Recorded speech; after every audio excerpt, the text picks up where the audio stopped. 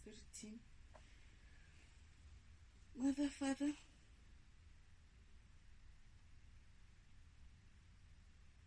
I hear you want to talk about God's image. We want to discuss my take on or my understanding of what God's image means. What does that mean that we are created in God's image? So this morning, I'm guided to I uploaded these videos from this one of my favorite what do you call them, YouTube channel people or content creators, and he was talking about his question was, what does God look like? And I listened to that, and he's essentially like his take on it is pretty much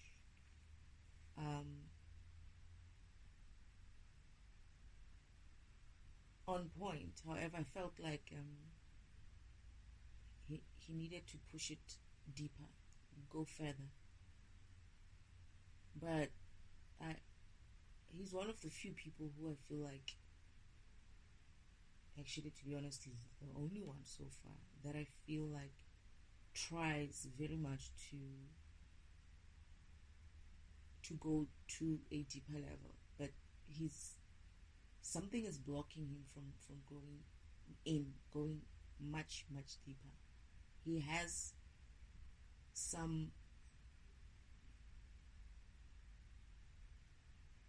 his spirit doesn't fear to ask the questions, to go on to that kind of discovery, not necessarily self-discovery, but discover Father, discover God. He's not afraid to sit and think through things with not just getting it from whatever text that other people wrote. I feel like he's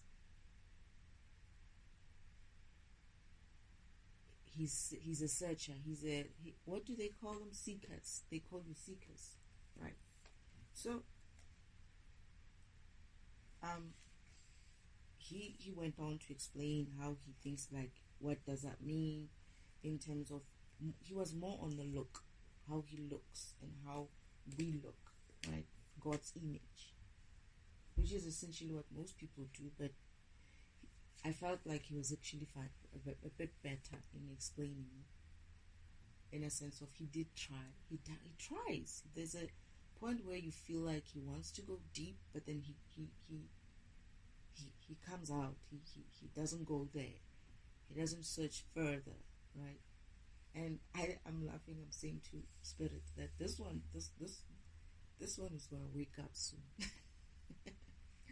I don't know. I just felt like he just needs something to, or just know to push further, to go deep and not be afraid. This is another discussion in terms of intuition, which I need to also touch apparently today. I saw it and I was like, okay, intuition is one. But this specific one is about God's image. They wanted me to listen to him, because I downloaded this video of his, and I don't know why I never listened to all of them. I just listened to one, and I did a video based on what he was talking about at the time. But then this one, I'm like scrolling and I'm seeing, okay, I haven't listened to these, and they look very interesting. And I was like, okay, let me listen to it. And I'm like, oh, so you want me to talk about God's image? Because God's image keeps popping in my head as he's talking. And I'm like, oh, okay. He kind of got it right in a way. So God's image image. God's image is much more than just what you look like. It's also about what you behave like, what you think like,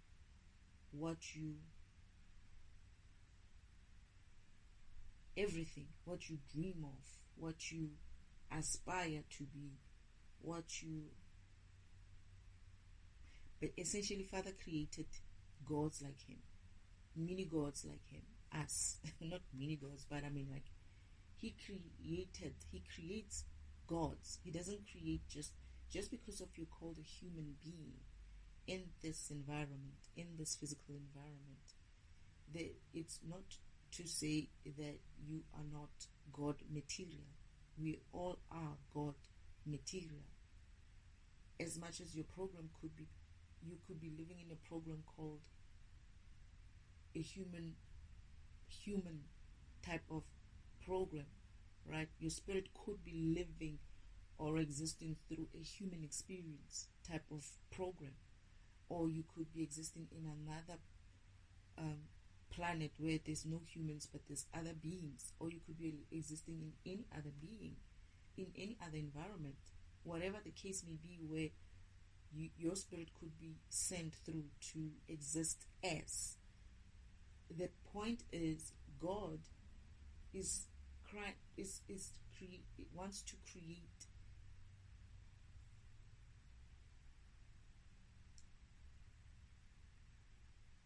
beings like him. His image is far more than just, oh, I look like this, he must have 2 feet and what, which is what also the guy is saying, is like, it's far more than that, just the fact that he's got 2 feet and all of that. But they're saying omnipresence. So he also has his image is also omnipresent, by the way. So if you take God as in like his whole entire beingness, or the image of his beingness, not just the image of what he looks like, right? You will realize that as much as, I guess, omnipresence has no image, isn't like what you can see, right? But what I'm trying to say is that he's far more than just what you look like on the physical, like your physical body. He also has an existence, or exists in a omnipresent kind of way, that is, he is energy as well. And I'm hearing that you all are. They're saying, which every program also has, that you live, you exist because of that energy is swirling in you, around you, part of you, as you, everything. So God's image is more than just what you look like. His intention is to create God-like programs. This is why when you go to the spirit world in heaven, right, Father has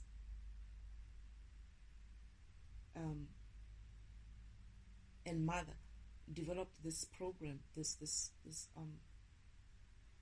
a spiritual playground, so to speak, where our spirit exists in that playground as we exist anywhere else in the physical. But it's only just Earth. That's what I'm understanding. Earth is the only one that is linked to heaven like that, where the representation of what is on Earth is also running on the sacred timeline track. That's the interface between Earth and heaven, that sacred timeline track. So when you're playing there is 3 places where you're able to end up, right?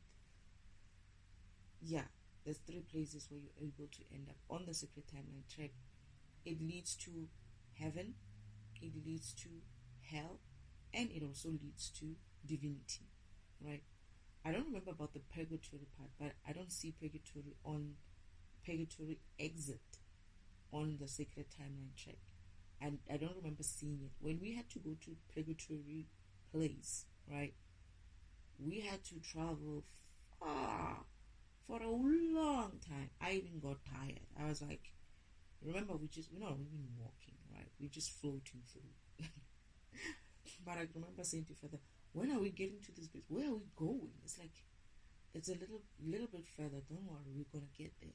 And we went and went and went, and I was like, when are we getting to this place? You know the are we there yet kind of feeling. I was like that, and eventually when we get there, I was like, finally, like I could start seeing like things and existing. It's just a dark place. It's just a shadowed, not dark. It's shadowed place. Where there are other beings who live there. But let's talk about the Sacred Timeline track. It leads you to 3 different places: hell, heaven, and divinity. Because the ultimate goal is for us to end up in divinity. Hell and heaven are meant for you to help you to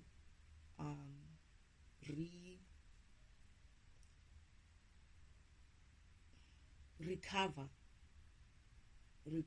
Hell is a recovery place where you have to recover your soul, or your spirit has to learn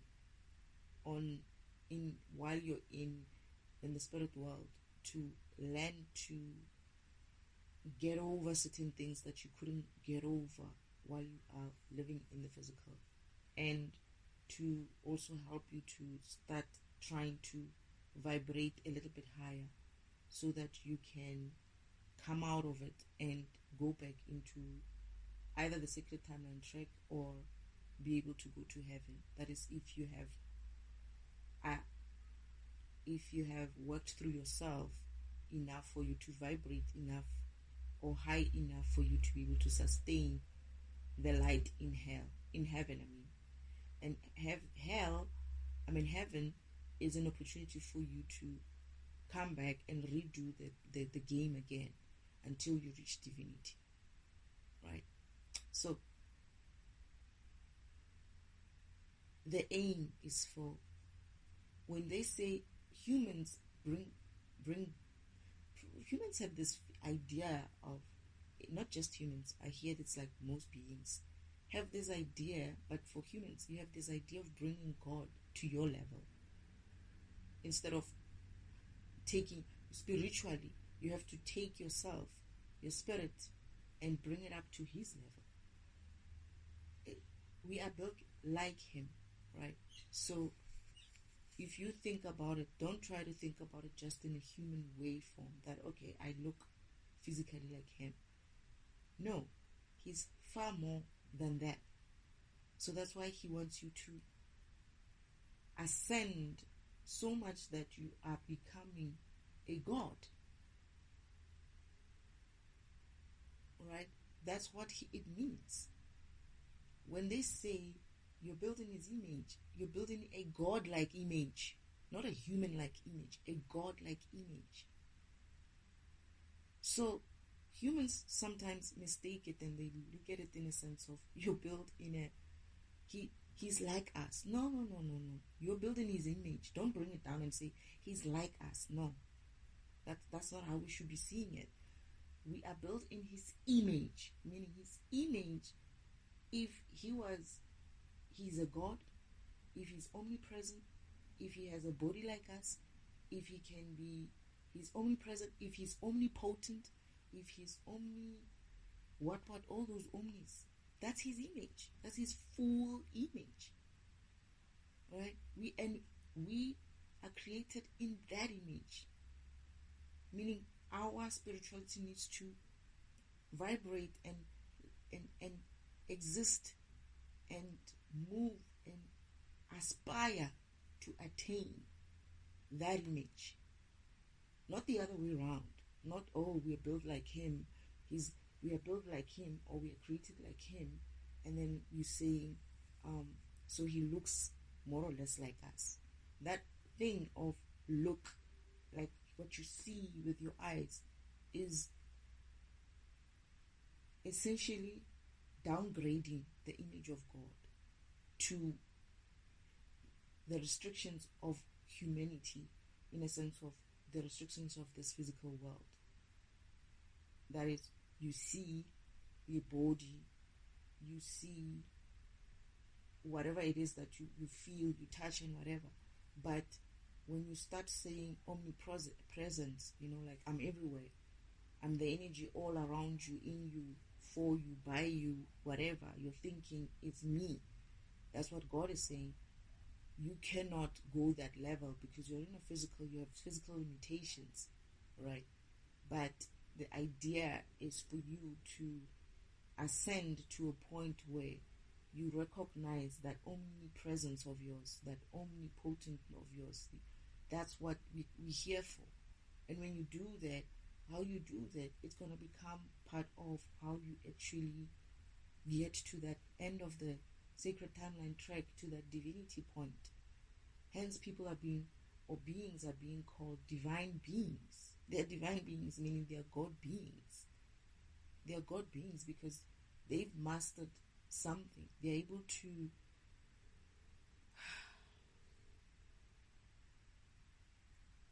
even vanish as well and become omnipresent as well. You might have an image of the various gods that you had, right? But they don't just exist in a physical form, those gods. This is why you're able to go and have them as your in your home and pray to them and ask them for things, and they give you things. You don't see them, but you have a sense and presence of them with you. That is, if you're praying to some other gods except for God the Creator, because people sometimes, and I'm not saying everybody, right, but sometimes people have replaced God the Creator with the other gods that God also created. and that's the another true divinity there. That when for you to ascend to that level, you're going to have to recognize the rest of it as, this is God, all fair and well. This is God of money. This is God of whatever. And I pray to this God as well. But you also have to be able to understand that there's a higher being than that. There's a being that is feeding the God that you're praying to be able to give you that wealth. The God you're praying to is a God because of He knows how to give wealth, He knows how to manage wealth. He knows how to manage wisdom. He knows how to manage whatever it is that He mastered, right? He's got the Creator's program to help people on this planet, to give them access to wealth, wisdom, what.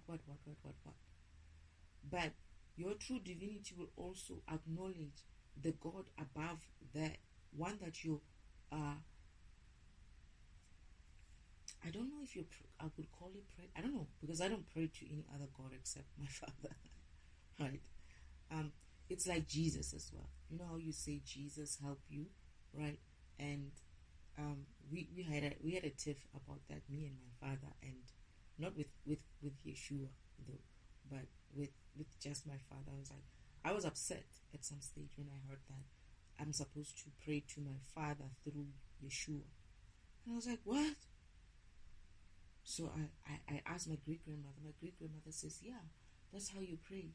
You must pray through Yeshua. And the Bible says you must pray through the Yeshua. I was like, heck no. So I go around I was at my great grandmother's place. I go around her house and I stand there and I call my father. And he comes through and he's like, what is it? Like, he could hear that I was like, I wasn't like calling him as I was like, come, like, I want to talk to you.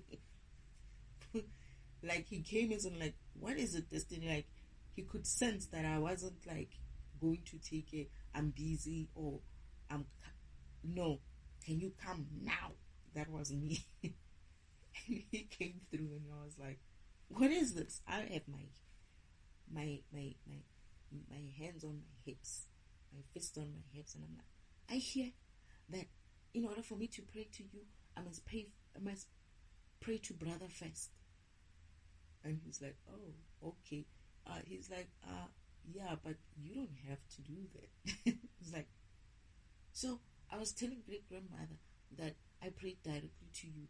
Why do I have to pray through Yeshua? He's like, no, you don't have to do that, right? It's others who have to do that. But I said, why? Why can't they just pray straight to you, right? And he's like, they can. I never said they couldn't. They still can.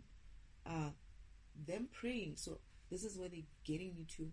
He said to me, you will understand what it means. So what it meant for Yeshua is that, and I hear that for me as well, but what it meant for Yeshua was that if you can believe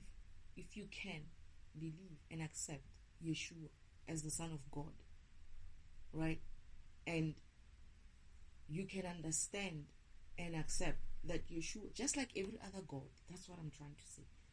If people are very weird, humans are very weird, they have all these other gods, right? But when it came to Yeshua as a God, because he's a God as well, to be put in that same pedestal as they put in the God of wealth, wisdom, what. But he's far much more than that. He's way more than just that God of wealth and what. But Yeshua is like, he was placed as a direct access as well to God himself. He was brought in like that, right? It's funny how all the other religions have all these other gods of this and this and this and this and that. I don't know if they have perhaps they would have a similar representation of Yeshua. I don't know, in their religion or in their tradition. But it's funny how when it comes to Yeshua, it all just became something like, oh no, that's for just Christians. No, it's not just for, it's this is not a Christianity or religion thing. It wasn't a Christ. This is you. Your religions are you. You created that shit here on earth, right? These gods that you are praying to, Yeshua is similar to that. It's funny how you're able to take the God of something and something and worship them, right? But then when it came to the one who's giving you direct access to Father, God, the Creator himself, you were like, no, that's just for all those other people over there. He's not for us. But I'm not saying that other religions or traditions might have a Yeshua, but in a representation of whatever religion, tradition they have. Like maybe they call him something different. It's a different name. If that's the case, that's well, and that's fair. That's fine. But that's the funniest thing, is that you are able to believe that this God is able, but what you don't understand is that God, that wealth that they have, they're channeling it through. They are just a channel to you of the wealth that is coming from the source himself. They are still part of the program. They are still part of the universe. They are still part of him. As much as you are part of him, they are part of him. We use him. They use him. Same thing as Yeshua. He's part of Father, right? But here is a program of a specific kind, right? And he might not be, what do you call it, controlling the seas and like mastering the seas and what. But he's mastering what? Your spirituality. That's what he was here for. Your enlightenment. That's what he mastered. Your spirituality, in a sense of your spirituality. That's what he came here to teach you. And that enlightened part of you, where you're supposed to be enlightened to yourself, your gifts, your harmony and everything, and living well, so that you may have a chance to attain the same godlike experience that the other gods that you're praying to did. It's like when I come here and I could be like, oh, I want to master farming, for instance, right? And I can become the god of farming. Obviously, farming people would be like, you know what? We're going to pray to the god of farming to help us with our farming. And you find that, yeah, obviously the god of farming, that's what I'm assigned to, right? I'm a god of a farming father's like, okay, so we'll channel the farming gifts and the farming whatever through you. Fine. And they do that. This is why when you come here, some of the, like for me, some of my spirit team are masters, are gods, including Yeshua. Right? They are gods. They're these gods. My favorite one, that there's one there who's very famous. They're they. Right? And they are there for other people as well. And what I'm trying to say is, in my spirit team, they're also there. God is not being like, oh yeah, you know what, I'm going to take this all myself. No, he's assigned people, gods, beings, to help you and me to attain whatever goals that we were supposed to attain in the spiritual, in this physical form, in order for us to ascend spiritually.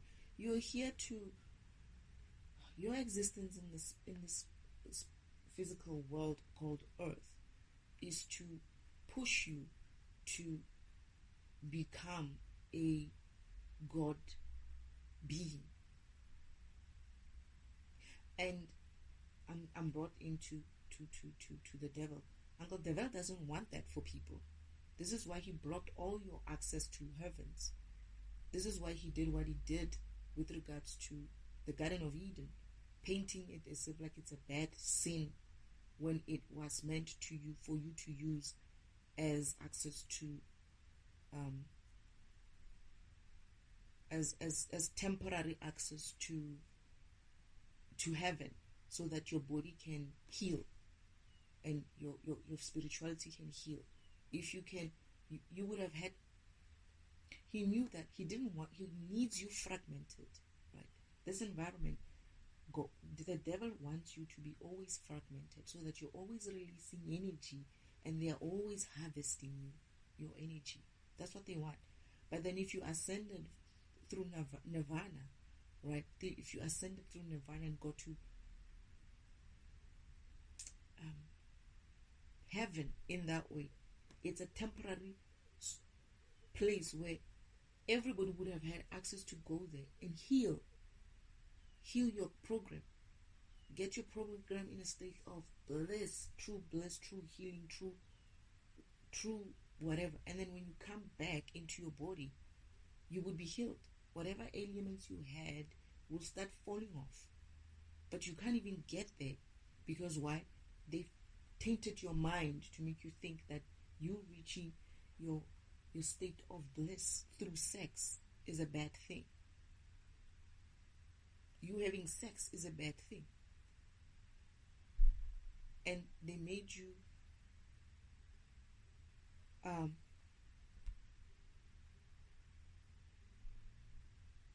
not invite God into that experience, because of it's made in such a way like it's dirty. So you have to hide yourself. You have to have sex in some sort of a dark room with lights off and not really appreciate each other. The visual, the every sensing of what sex could be. But anyway, let's not go the other way. And that's all God as well. When they say image, that's also God. That's his image. I had to pause the video. I'm in the recording. Okay, keep forgetting. But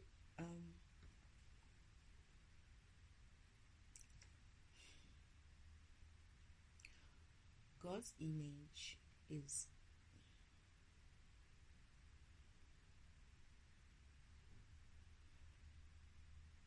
everything about him.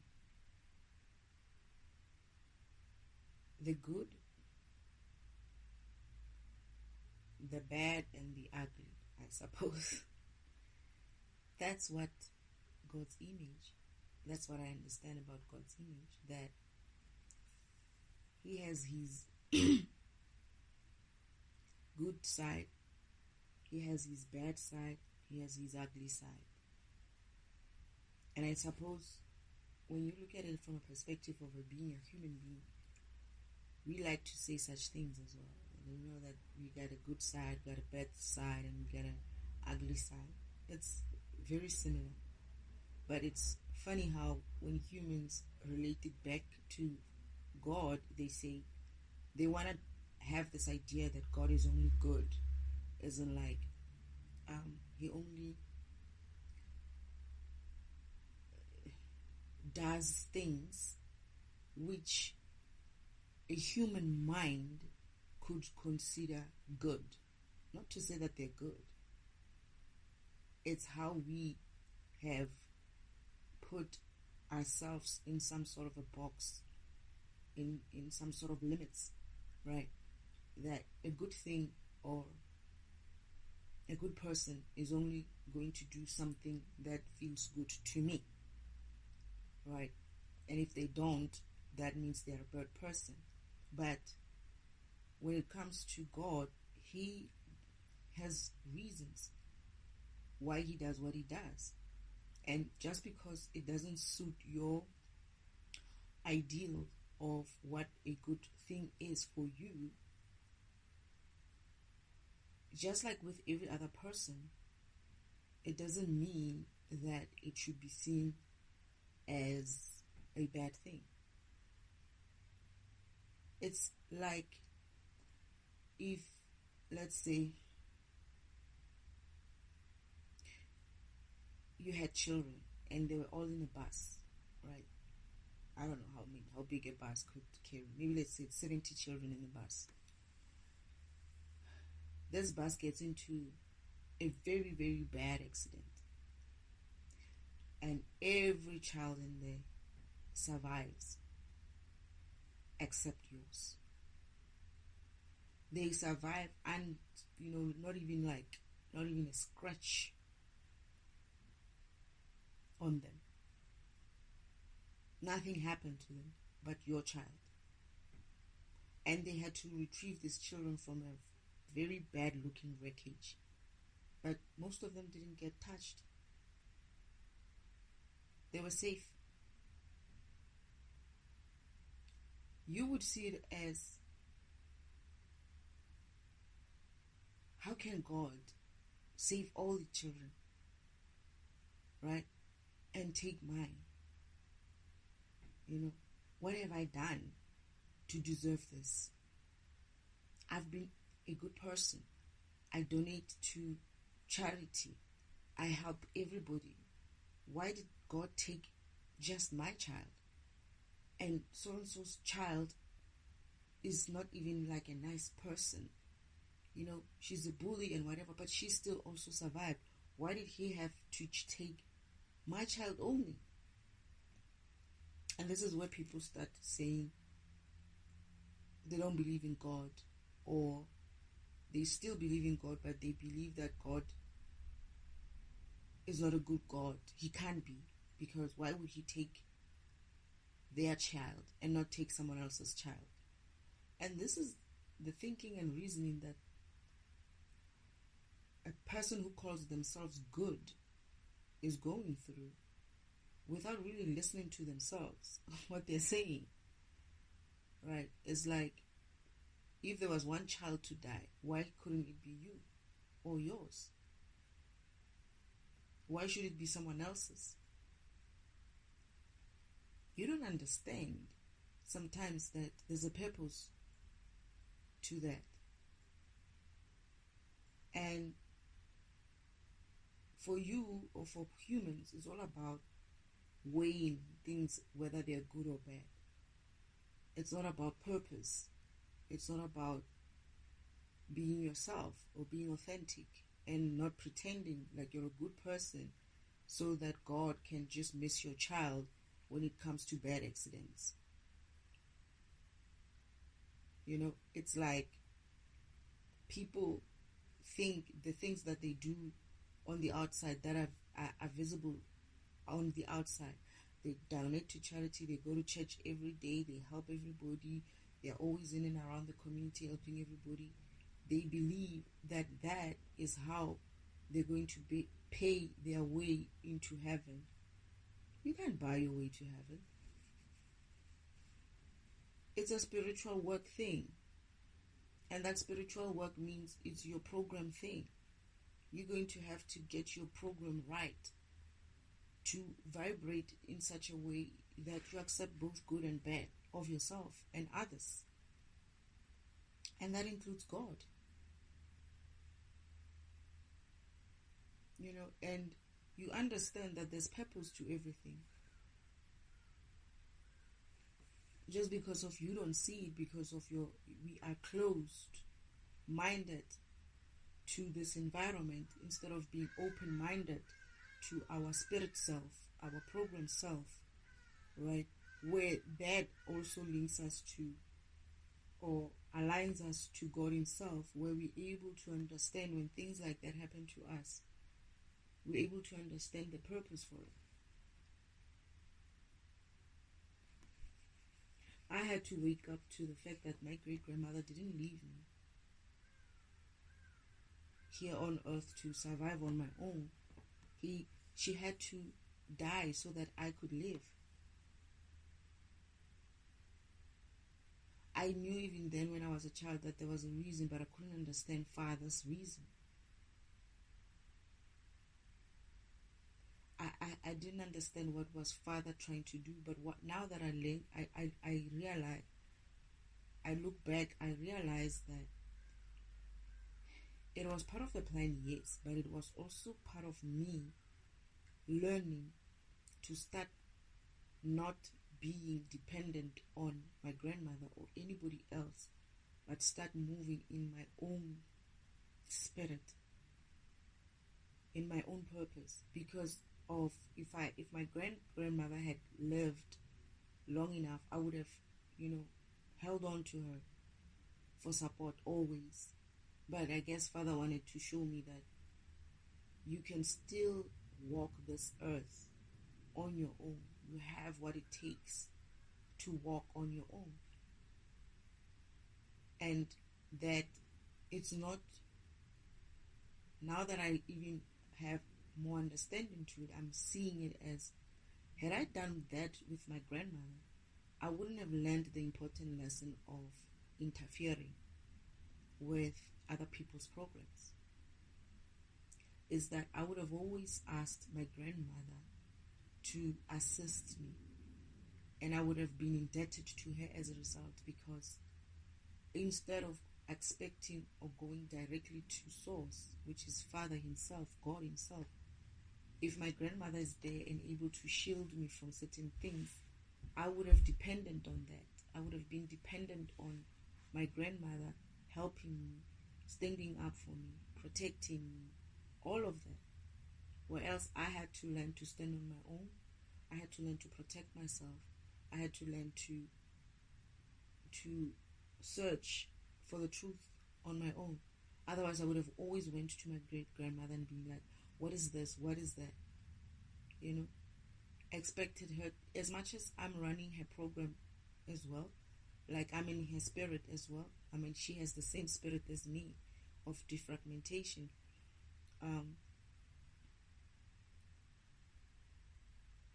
She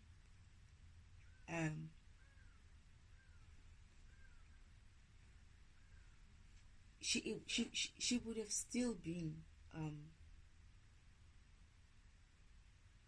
I would have still used her because of she would know what to do. But I'm also getting that I would have also been limited to her limits. I would have also been able to achieve as far as she has achieved, which is not what Father wanted. And it's not to say that I'm surpassing her limits. It's to say that I wouldn't have seen the potential I have, even though she apparently saw it. She saw my potential. She understood that I could break through certain things that she and the others before her were unable to break through, and hence taking the opportunity for her to step off so that I can step on was in a way her understanding and her program ascending, in a sense of it was able to recognize that a new version of a program has come in, and it allowed itself to be upgraded. It allowed itself to go through an upgrade by understanding that their path has come to an end. They have actually reached the goal that they needed to reach and saw it as such.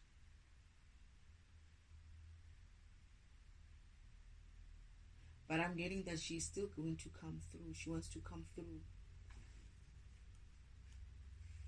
with an upgrade to still continue to master herself as a defragmentation.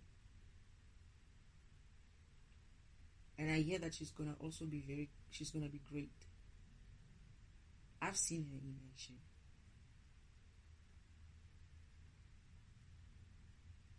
The timing for her wasn't right. It's not that she didn't have what it takes. The timing and the environment at the time for her wasn't right. I came in at the right time,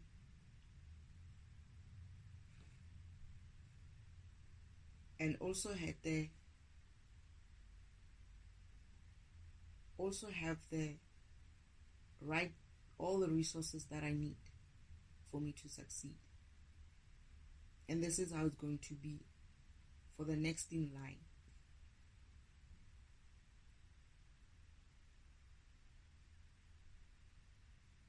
I'm so excited about that.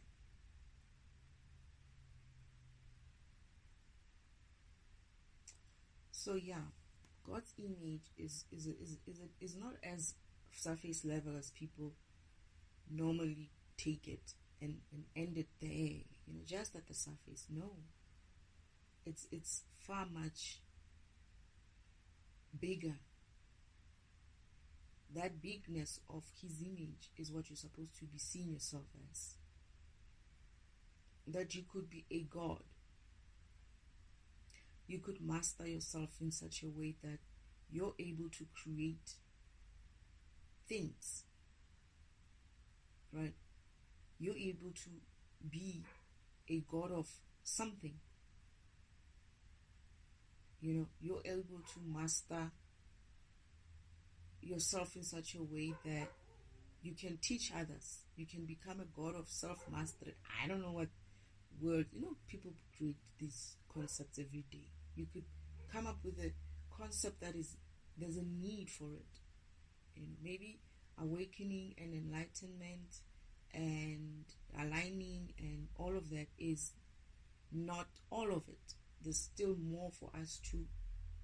When I say us, I mean the whole of us, the whole God of us, the whole existence for us to ascend to. And the new people, or not just the new people, other people are going to come back and master those things for us. And then say, okay, here's the direction. We are now here. We need to move to the new other way of doing things. I kept asking Spirit Team, about how the heck are we still haven't evolved, or humans haven't evolved above these petty issues, this pettiness, this oversensitiveness, you know. And I got the answer even now, that it's the environment. You know, this pettiness, this whining of, oh, you're talking like this, oh, you're saying things like this, oh, this is not what it's called. You can't say, like, people getting offended with every little freaking thing. It's a sign of your low vibration. It's a sign of how you respond to one time. Now that I think about it, I remember when I got a second job. Is it a second job? No, maybe third. I was still in the same company, but I was moving into a different position. Totally different position. Getting a job within the company, doing something totally different. And they said, what should we call you? Right? I took it as I had two names, right? And they could call me either one of them. That's how I answered. I said, okay, you can call me anything. Like, I had people who call me by one name and people who call me by the other name. And I was like, no, you can call me anything. I thought they were talking about that, but this person goes on and says, what do you mean anything? What if I called you this and that? And I was like, it doesn't matter, right? To be honest, it's just a name, right? You're just calling it like it is, the way you're calling it, but it's not even about anything. If I respond to it, it would mean that I'm responding to it. It depends if I'm going to like it or not and respond to it. So, okay, then he didn't go further with that. But I think we misunderstood each other. I just meant that I have two different names. You can call me by either one of them, right? And it was a very weird question in an interview for people to ask you, what do we call you? No, it wasn't an interview, actually. I was just coming in, actually. Yeah, it wasn't an interview. I had already got through the interview and I was coming in and they said, what do we call you? And I was like, it was a weird question for me. So I guess even when I was answering, I was like, just lightly answering it. But what I'm trying to say is, what you respond to.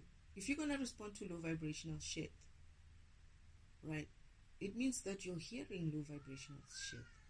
It fucking means you're fucking tuned into that low vibrational shit. And that's why you're responding to low vibrational shit. Meaning your frequency is on that fucking level. Okay? Be better. Don't respond to low vibrational shit. You know you're not that. You know you're a better person. You know you are far much more than what they say, right? It's like if they said to me many things that they're gonna say, obviously based on the crap that I say, the shit that I say. People are gonna come off with many other different things, right? And I'll probably get some triggers, and I'm going to get some offended, some kind of feeling some type of way. I might even respond to it. I don't know. I'll see. I mean, I'll be operating in a different environment, right? I have learnings as well to learn when I move and step into this kind of world, kind of environment, kind of stage. But it's going to prove whether or not I've learned my lessons as well. Am I vibrating high or low by responding to that such shit? And even if I do respond to such shit, how am I responding to it? Am I responding to it?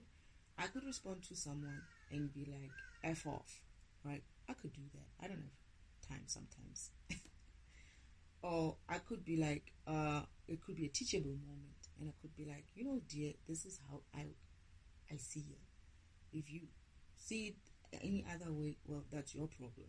But this is how it goes, right? This is how I can see it for myself. If you cannot see that, then that's on you.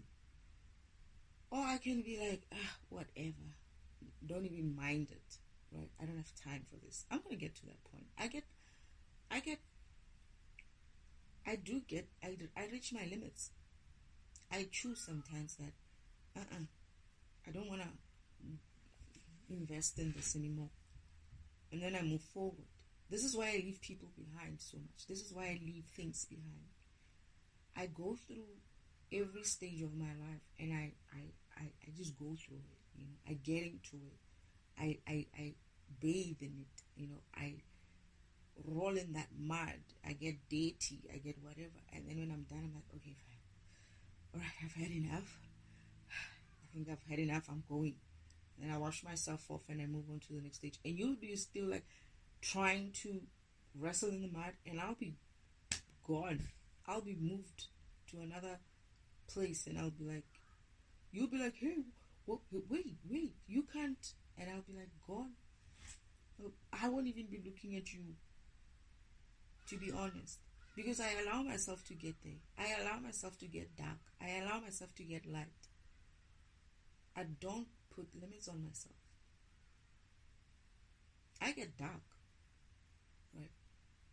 I explore my low vibration. Why am I low vibrating low? Why am I responding to this? Why do I feel so triggered by this person? What did they say? And why do I have an insecurity about this trigger that they just did for me? What am I thinking? What ego do I need to work through? That's me.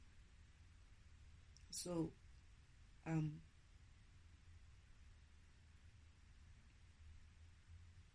if God was to also respond to your low vibration, the shit that you've been thinking about him and saying about him,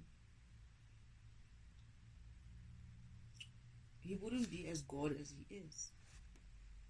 It would mean that he would need to come down to your level, your low vibrational level. But I think he is, in a sense of, he accepts that that is the case. And maybe this is one of the reasons why he brought me in like that. He created me to be able to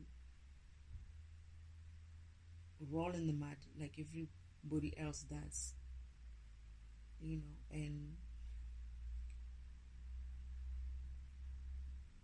move on, or get through that phase and move on and ascend still. It's like, oh, you've been through bad shit. You've been doing bad things. It's time for me to like drop that, learn my lessons, and move forward and ascend to the next stage, and the next, and the next, and the next. As I go through, I get to that level of going through whatever things that are low vibrational behavior, so thinking that is attaching to me on every level. Why is it still there? What does it look like? It could look different from when I was a level lower, right? But as you get higher, probably there's egos where you're going to be feeling like, yeah, now I got powers. I can turn water into wine and whatever. And you could get an ego of a big head and be like, I can do all these things, and people see me as this powerful being. I can rule the world. You know what I mean? I could go and be that dark, or have that kind of a big head and have that kind of an ego, right? But I don't know, that shit. I don't get that shit. Maybe it's because I've lived that, not lived that as in like I've been a person who could be ruling over the world or something. No, I've lived in an energy where I was just pure bliss. I had that power, but it wasn't about me having power. It was just me being me. I thought it was normal, by the way. I thought it was normal. When I got here, I was like, what is this?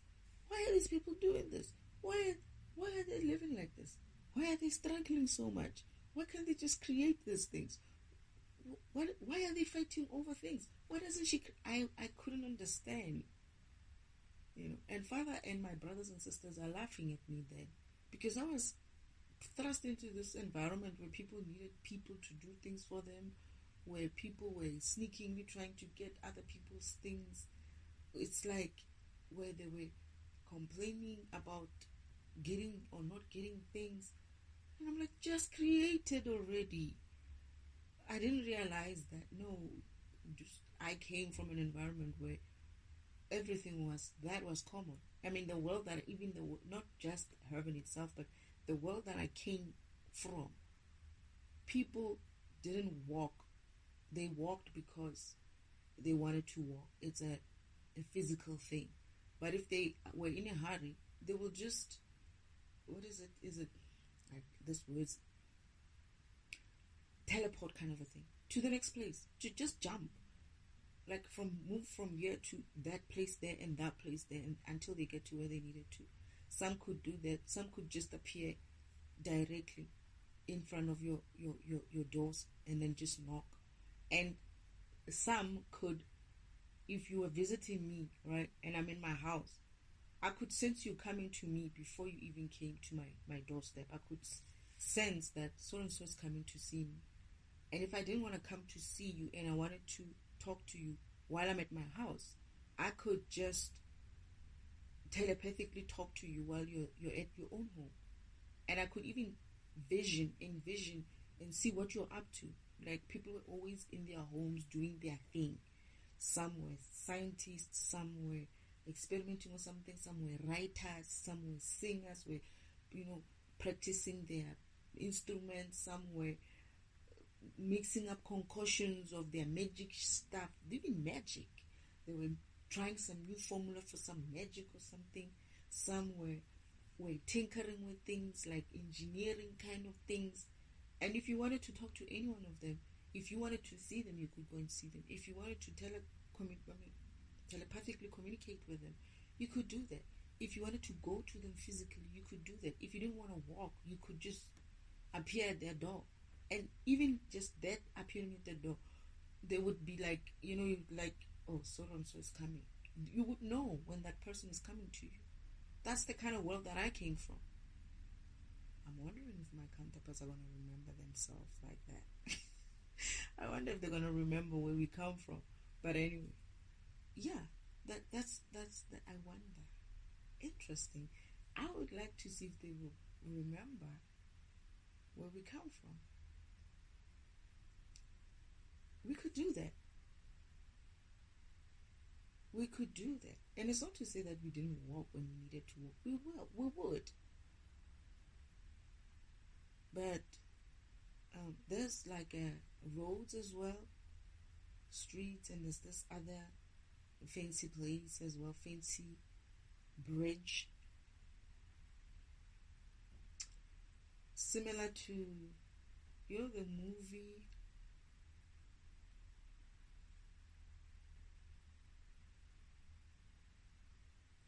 Is it Thor? Thor, the movie Thor. They have this road that leads to this end where they're able to go in there and use the machine in there to go to another world. That street there, that street, something similar to it, but it's not. It doesn't. People walk there. They don't use like cars and stuff. But there is like that kind of a place as well. And but it's only that side. Everywhere else, it's very natural. Even their homes, there are people who live in the countryside. Their homes are more like hut-like, many, and then there are people who live in some sort of like a urban kind of a place. Their homes are more like flat kind of a place, right? And there is still those concepts, but it's still also very natural, even if it's in the urban area. It's like it still blends into the environment. It's not overly overtaking the environment. Their homes are not overly overtaking the environment. So I don't know why I'm called to talk about this, by the way. Anyway, that's where we come from, some of us. The planet that I came from, not from heaven. When I left heaven, I went and had to exist in other places before I came here, both for for training, and also to, I guess, to build team. Father was building teams.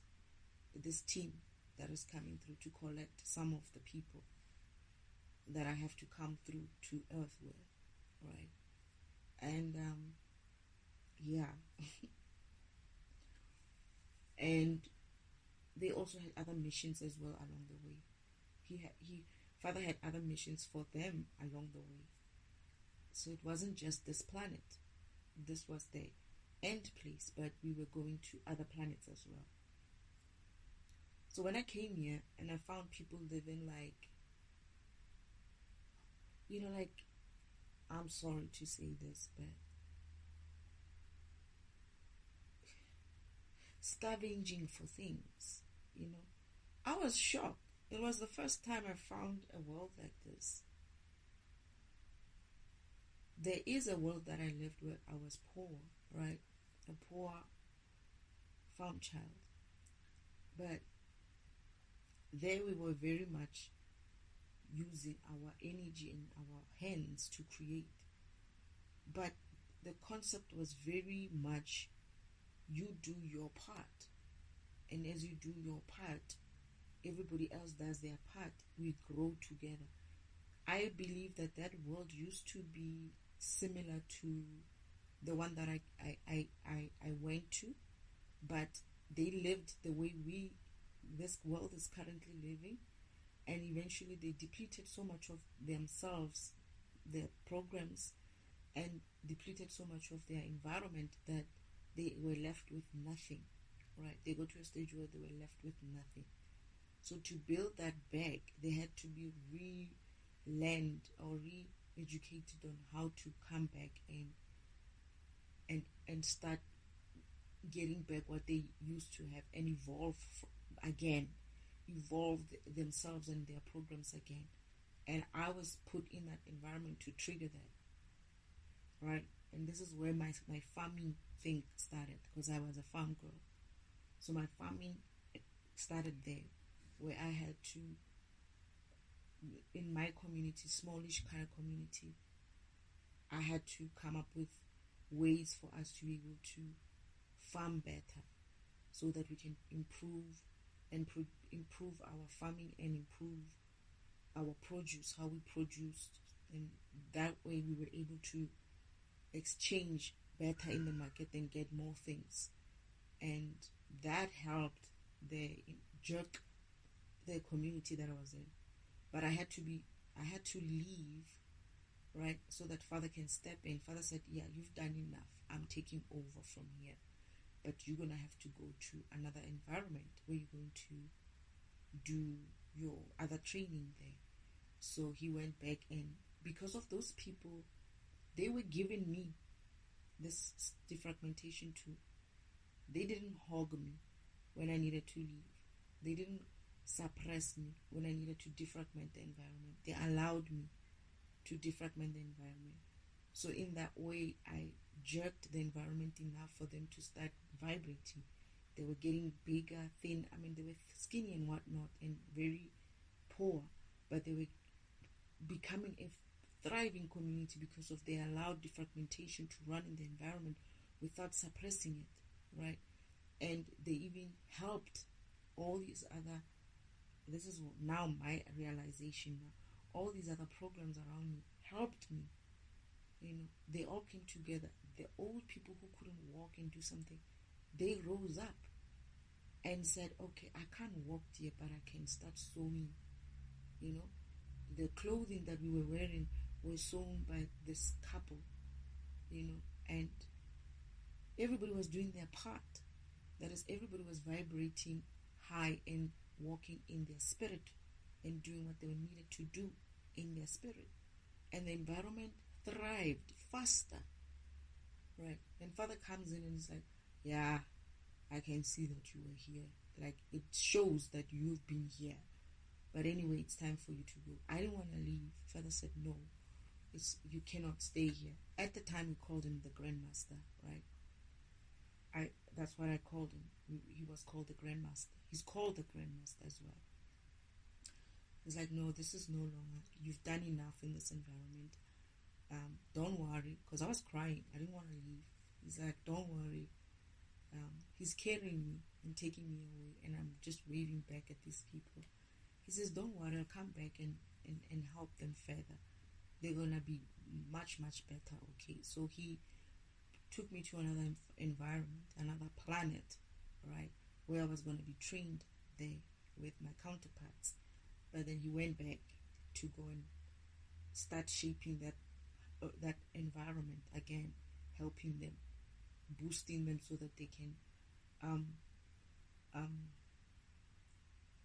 I guess, evolve faster. And I got the impression in my head that he gave me like a vision in my head of how the world would look like when he's done doing his part as well. It was going to be back to its normal glory, essentially. And I think this is when I calmed down, and then I let him take me away. I was a child still, and he was carrying me, walking away with me. But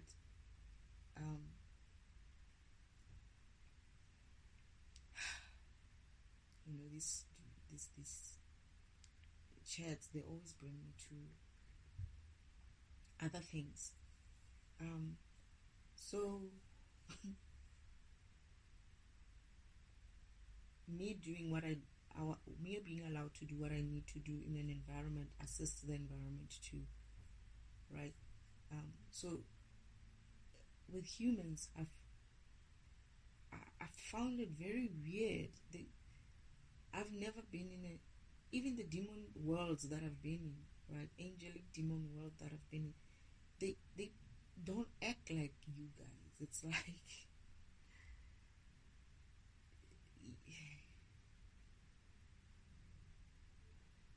which is funny, which is weird now that I think about it.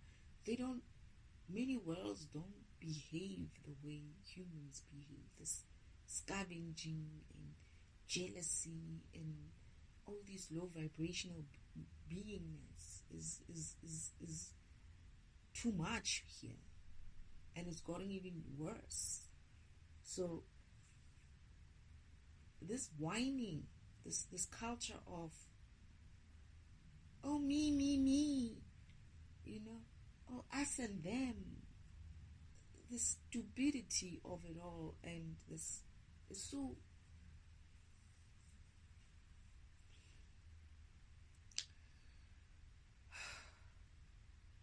it's so low vibrational. I can't deal with it anymore. It annoys me, and I think this is when my cussing side comes out, because I just can't see. I can't tolerate it. I don't have the patience for it. I don't. And I don't tolerate it, and I'm not going to tolerate it, and I don't think many people should do that. High vibrational beings should start vibrating high and not tolerate this bullshit. You know, all I can tell you is when you have that feeling of, oh, me, what did they say about me, and that insecurity, it means it's an opportunity for you to deal with it. When something triggers you, or somebody says something and it triggers you, or somebody does something and it triggers you, right? Without meaning to do that, and you just get triggered because somebody was telling things the way they see them, or was doing things the way they see them. You have something in you that is not right. You need to look at that. It's on you to look at that. But people in this environment, in this world, have this culture or idea that other people should deal with their insecurities. Therefore, we should create all these fucking many laws about you can't say this, you can't do this, you can, you can't talk about this group like this, you can't talk. Fuck you. Get over it. Grow up. I'm sorry. No, I'm not. I'm not sorry. But you are bringing us back. You are pulling us down. That's the low vibrational shit that people need to get out of. How are you going to heal if you're busy hiding shit? If you're busy, sweeping your insecurities under the rug or expecting someone else to deal with it. It's funny because you find, how some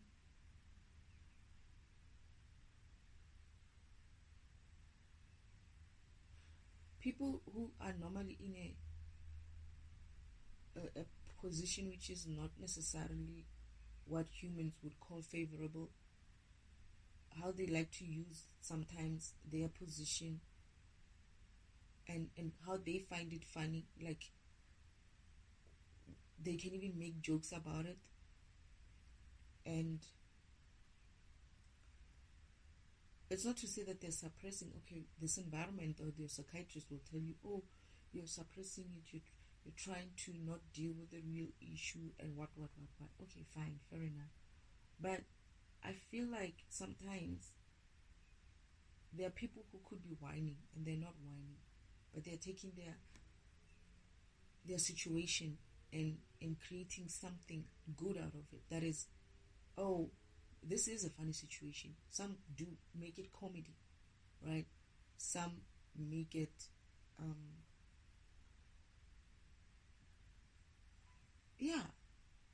but you find there's this other people who feel like you can't say that.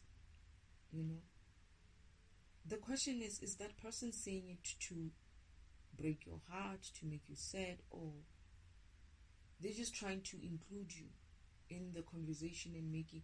There are some people who are weird, who would go there and say things knowing very well that they're going to trigger someone and say those things in that way.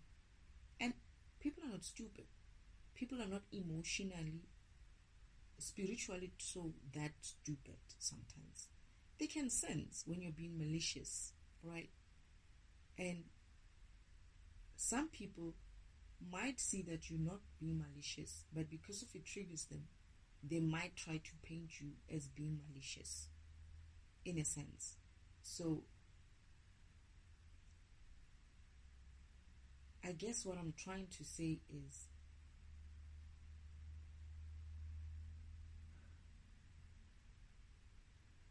working through all these things, you being able to see these things about yourself,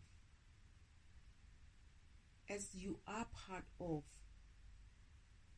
or as you are in His image, it means that God also has those things. God also has that capability of being that low vibrational as you are. But He's a highest being, so he recognizes those emotions in you. He sees them, and he wonders, because he goes like, he looks at you and be like, I didn't know I could sense things like this. I could feel like this. Which part of me of that behaves this way? Oh, it's this type of program. Why would it think that way? Because you're a program, right? And you're installed in His operating system. You're part of a bigger picture, right? The bigger whole universe, right? Which part of this universe is behaving so low vibrationally? Is thinking so like it's such a whiner? Which part of this program, which part of this universe is such a whiner? So, and when it sees you, when Father sees you, or the universe recognizes, oh, it's that program there. Why? Right? It would want to do what? To understand. Are you whining and doing your job, being your program, or are you whining and preventing yourself from getting to do your job, which is what your program or your spirit is supposed to be? And that is you have to wake up. That's the universe recognizing you as a program that needs to wake up and ascend past your whiny things and move past that. Grow up from it. Evolve from it. Whatever you want to call it. I call it whiny now.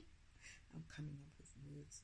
But anyway, the universe, Father has this look when he looks at people like, like that look of interest of, I wonder what you're going through. Because it's interesting, because it is part of him. You are part of him. And you're feeling, oh shit. So you were going through what I was going through. You know, Father also senses all our emotions and all our pains, even physical pains. He knows exactly what it feels like. I'm getting that they were feeling exactly what I was going through. The torments they are going through there. They know what it feels like. He knows what it feels like.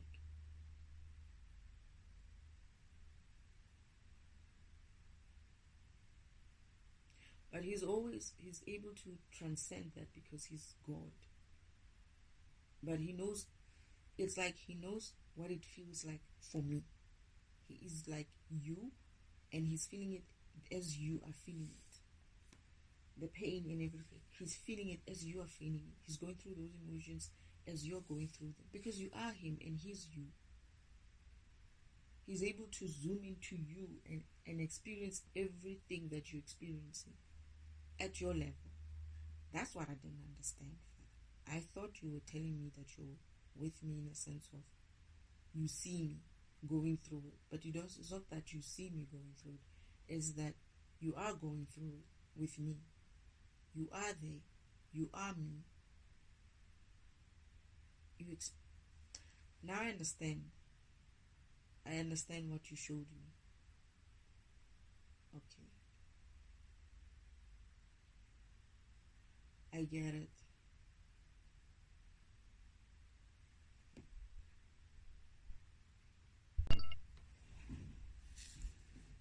So I had to pause again.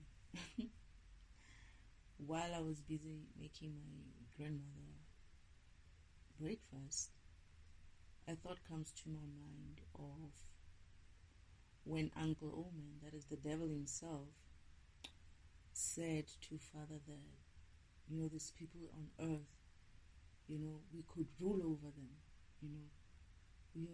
they are so like, what did he felt like, he thought that the people of earth are so kind of like dumb that, we could rule over them. Father turned, like he was busy with his, this was them, they were in this warehouse where there's this mainframe racks, this supercomputers there. Father turns to him, like, because he was busy there with some of those things, and he turns around slowly and be like, looking at him like with a scrunched up face, like, and a realization that, oh my God, you don't understand, do you? You don't see, you don't understand what you just said. And he was like, yeah, brother, we could rule over these people. Father looked at him and was like, oh my God, like you don't get it, right? And at the same time, there's these other mainframe racks next to, on which are different, are separate from the rest. This is Father and his brothers. They live in there, right? They also went like, like, did he just say that, right? No, actually, that's not the part. I'm lying. But they were looking at each other at that time. They were looking at each other as in, like, I felt like they were looking at each other. Yes, they're in racks, but they were looking at each other. You get to sense these things when you're in there. Like, they were looking at each other, like, because Father looked at the racks and then they were, like, looking at each other. It's like, what is he talking about? Right? Father's like, you don't understand, do you? He's like, what? I mean, you should see the things they do, how they do things, These people are like, sort of like, he was thinking that this environment, the people in this environment are so backwards that he is such a god that he his brother and them can rule over them. And this is where I got the sense that at the time I was confusing it with, but I think it's actually part of it. That Father was saying, you don't understand.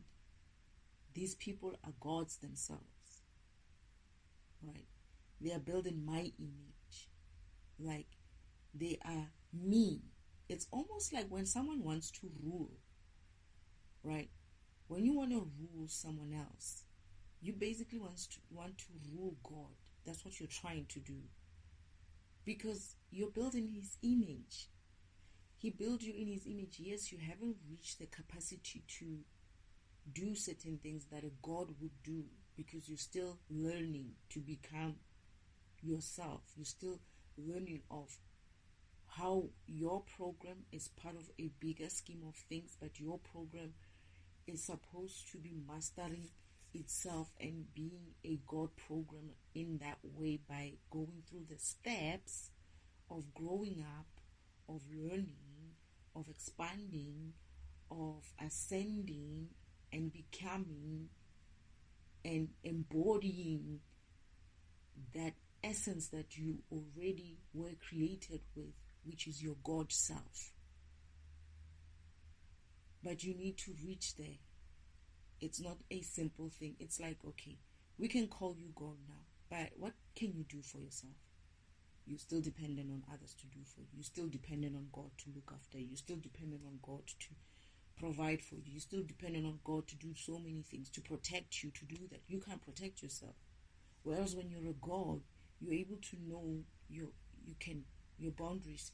You know how to protect yourself. You know how to create for yourself. You know how to master yourself. You know how to be yourself. You know how to whatever you become independent and self-sufficient in your own way. The insecurities, you resolve them. You don't always need God for that kind of looking after you. Yes, he still blesses you as a God for whatever it is that you need blessing of, right? He still will help you, assist you if you wanted to say, you know what, I kind of think I'm lacking in this department. How do we get me to get better in this? It's like, you know what, I'll see about that. Okay, you know what, here's an opportunity. You can go to Earth, you can go to this planet, you can go to that planet, and I will set up a program for you so that you can go through a purpose kind of living, so that you can learn those skills that you need, and then you can ascend whatever insecurity or whatever it is that you need to work through and master. And then that, I'm actually getting a vision of him saying this to someone else. I remember now, we were at home, a God came in to ask him to plan for him a mission so that he can improve some part of himself. I forgot that. A God came in. I remember that part. And Father was like, don't worry, I'll think about it, and then I'll get back to you. And then he calls him again, and this God comes like this. Did you find something for me? Can you help me? And then this is what Father was going to tell him, what the plan was. I don't remember if he told him while I was there listening or what, but Father essentially went back and looked at, okay, where can I put him where he will learn the skill that he need much better and be able to. It's like Father is like looking at us as if you're a program. How can I expand you to become a better program? Not just do one thing, maybe do many other things, or not just do many other things that you might find yourself tripping over yourself and tripping over others. It still needs to be purposeful, because you are purposefully created. Your ascension and your growing and you're going further up the spiritual ladder that is growing further to improve your program still has to be planned out in such a way that it doesn't interfere with others, right? This is why they would come in, these gods would come in and be like, I need this. I think I'm lacking when it comes to this. What can you do for me? When you be like, yeah, okay, fine, I'll look into it. And you would do that for them, right? Now you're ascending and improving on a godlike level. You're a God already, and you want to build some other skill. Like, you know what, whenever I get to this part of my program, I slow down. I don't have enough energy. I am insecure about something and whatnot. Father will be like, no, it's fine. I see what you're saying. Let me look into it. I'll get back to you. And then you come back and they give you your mission. Then you come here for a mission. Like, you know what? I have an opportunity. There's a mission that I've been meaning to do at this planet, maybe Earth and whatever. But Earth seems to be the one that people come through. But you might not necessarily, what I'm getting is that you might not necessarily come to Earth. You might be going to another planet as another being, so that you can learn whatever it is that you want to learn. And but Uncle Oman basically didn't understand that as much as you're humans, we are humans in this environment. Like me, who comes as an angel, right? One of God's children. I could be an angel, the God program, whatever. I came through here on a mission to, why? Because I had so many questions about so many things. And Father was like, I'll plan a comic lesson for you. I'll add that to your comic lesson. So I needed to improve as an angel myself. As a God program myself, I needed to improve. I needed to know. I needed knowledge. And when Father was explaining to me, I couldn't understand what he was saying because I had no experience of anything except for my home. And he was like, okay, fine, I'll send you to Earth. There's a mission that is coming up. And I had been thinking, Father could use me all this time. Father's like, okay. But he decided the comic lesson part after a while he was doing my mission, planning my mission. And then he comes back and says to me, Destiny, you know what? I think I'm going to plan your comic lessons within your mission. It will be far much better that way. Meaning, he's going to teach me by experience. And that's what he did.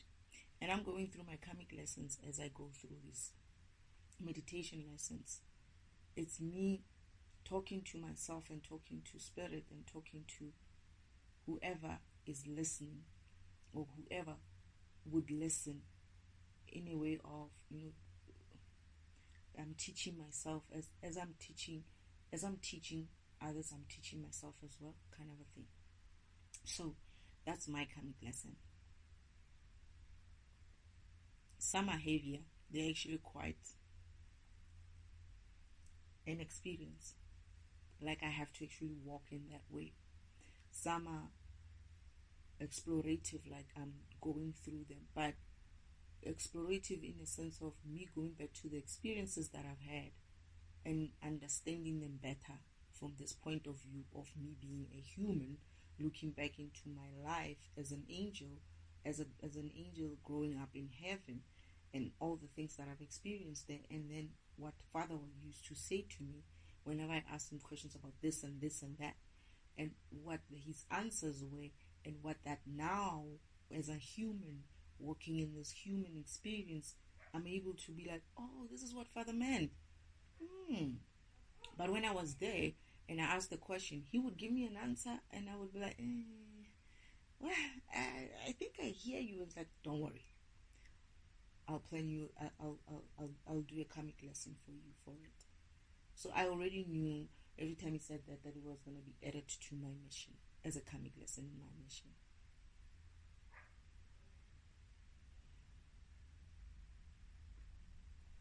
Some learnings are very much. Sorry, I'm drinking coffee. So as a part of my mission is also like having some sort of its own lesson. Like it's not necessarily just comic lessons, but the mission itself is teaching me some things. Right. So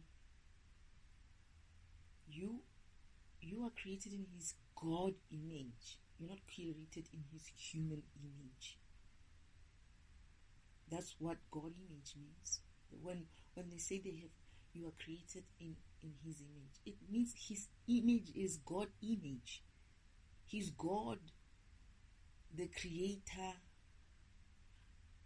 the omnipresent one, before he programs this form of the form that you see outside, the form that you see in the physical, before he created that, he was first consciousness. He was first energy, not consciousness. He was first energy, just swirling around. And when that energy developed consciousness, right? And when that consciousness started asking questions, that developed intelligence. And when that intelligence grew, he decided that, okay, I want to be a being. I want to exist. I want to see myself. They said they wanted to see themselves. These four brothers. Wouldn't it be nice? That's the rest of the question. Wouldn't it be nice if we could see ourselves and see each other, like what we look like? And then they came up with what they were going to look like. And this is the form that we're taking in the physical that looks like this. They started wanting to look like this. But before they even looked like this, they developed themselves in a boxy kind of form. Actually, it was a mainframe rack, right? So you also have, if you were to think yourself that deep, your beginning of you was in this rack. I don't know if they call it a mainframe rack, the original one. It's a rack. It's like a frame. Mainframe. They called it a mainframe. It's a frame. They would make switches there, all kinds of switches there. If you knew telecoms, you would know what I'm talking about. It usually found in telecoms exchanges, but you can also find it in your switch. What do they call these rooms in buildings where I forgot what they call them, where your telecommunication stuff sits, your networks and stuff sits there. Essentially that kind of a room, but imagine it much. No, it is big, but not that big. I think now he has probably evolved it to something even less fancy. Or he's gonna do that. But that's it. It's like that's his image. So you come from there. Before you even were created in this form of a body, with a figure and eyes and stuff.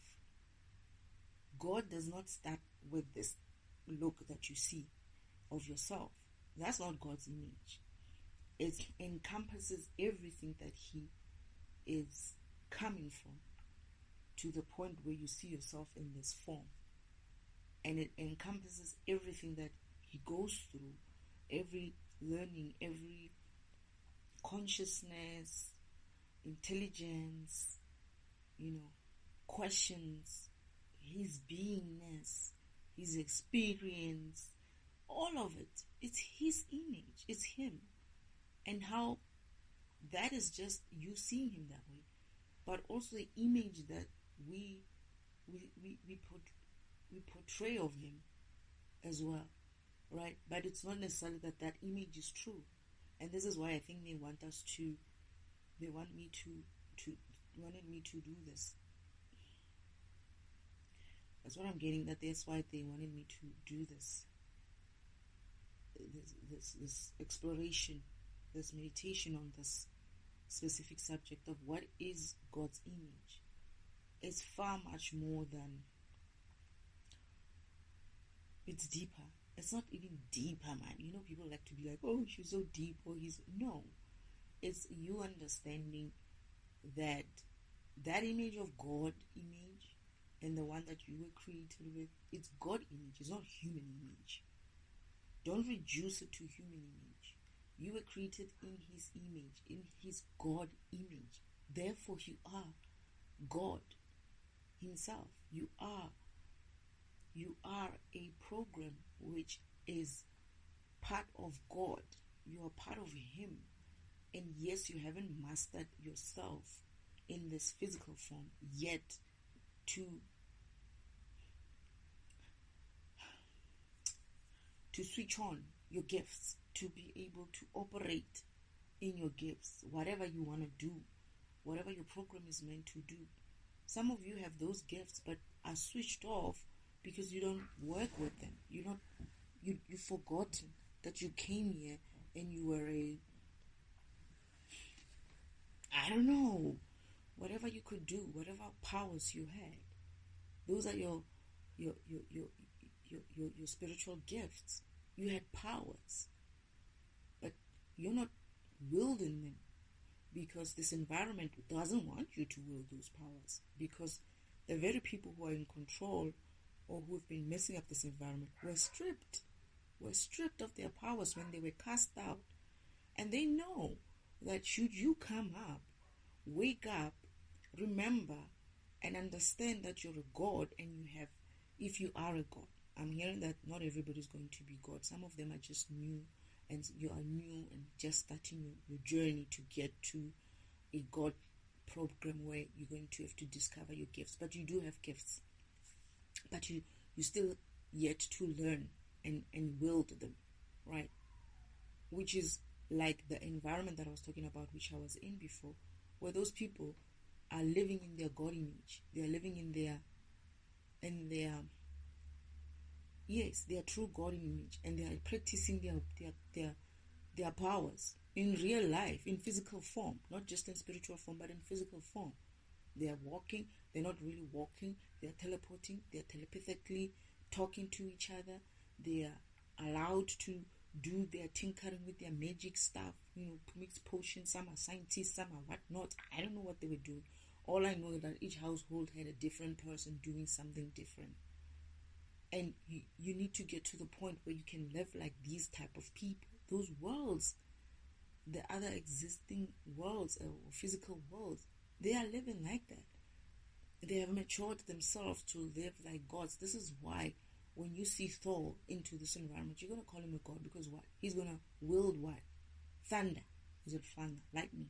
I tend to confuse thunder with lightning. He's going to wield lightning, right? It's his power.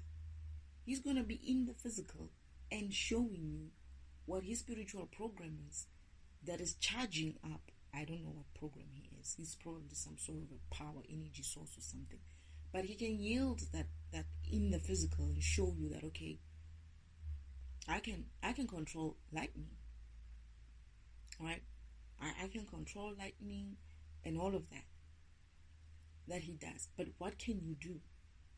What is it that your program was meant to do? In the physical, what does that translate to? In the spiritual, it would be that your program would be able to do certain things in terms of computer type of stuff, in terms of program type of stuff. But what does that translate to in your physical? That is, I'm able to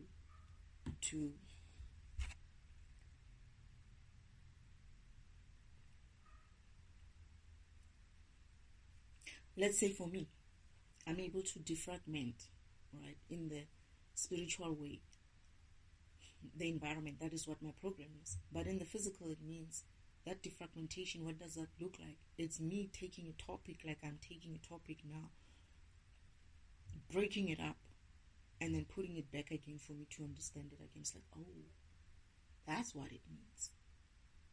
That I'm defragmenting a concept. I'm breaking it up, putting it all back together based on what? My experience, my intuition, as they say, no, it's not that, no, it's this, no, it's that, and I'm listening there. My also picking up from what the environment, the knowledge that is within my environment, like listening to a video of someone and understanding what they're saying and taking it from there and being like, okay, I see it in a sense of this way. I agree there, but maybe perhaps it could be looked at in this way. I'm doing it for myself. Whether it makes sense for somebody else, it's another question. It doesn't have to. If it does, good. If it doesn't, we'll try some other place, right? We'll try some other time. It is what it is. Not everybody's going to understand. I'm hearing that not everybody's going to be ready to understand. Eventually, they would all catch up. That's what I'm hearing. So,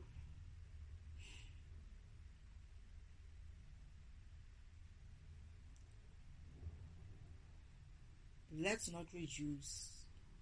Let's get into the practice of not trying to reduce God to a human level, but raise ourselves, our human level, to God's level, not the other way around.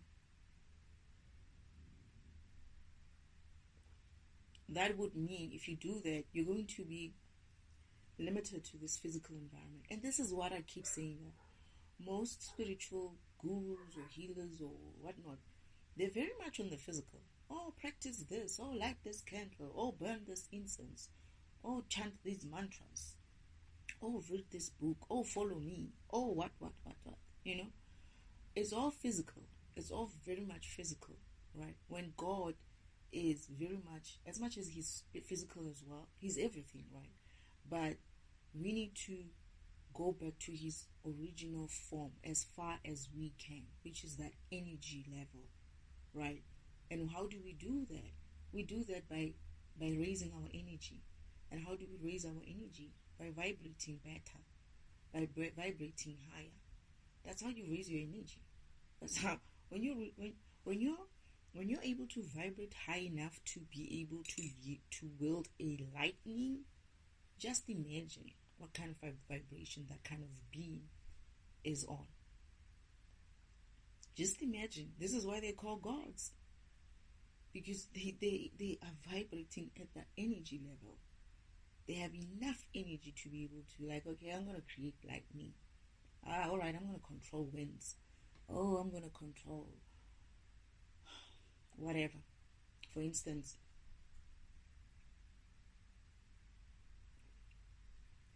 is it your program as well to do that? Yes, he's created in that way. He is purposefully created to yield or wield. Is it yield? It's like to control lightning. And you could be created to do something, whatever it is that is going to look in the physical, like, wow, he's walking on water. Oh, she's walking on water. You know, he or she must be a god. Try tapping into your own God sense, God program. Try tapping into your own and learn how to do that for yourself as well.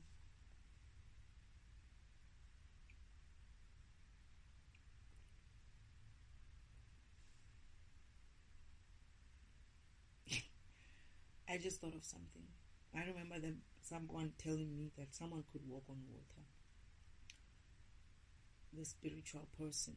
They took me there actually. This person can walk on water. Oh, okay. And I was skeptical. I was very, very skeptical.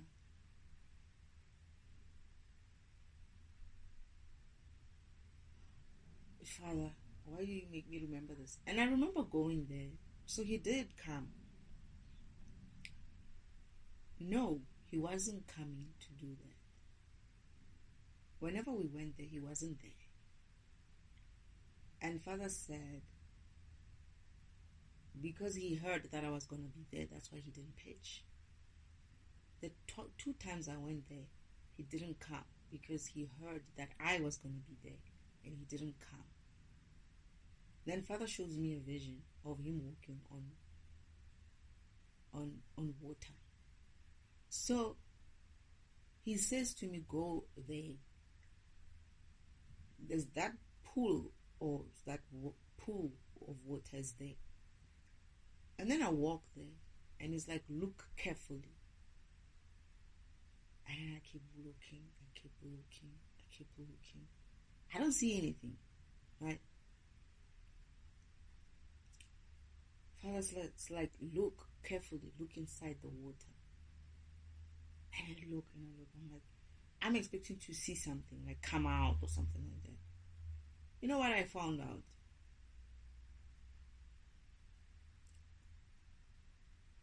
That was so disappointing.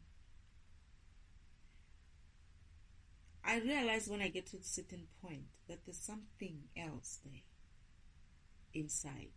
If you look closely, carefully, you'll see that there's some sort of a glass thing inside the water, like a steps or a ramp of that is glassy.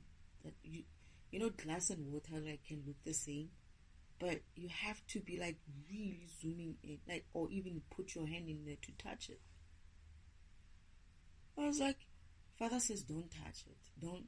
I wanted to go in and touch it. Father's like, don't touch it. Don't make them see that you saw it. I was like, upset now. What the heck? I'm like, what on earth is this? It's like, yeah.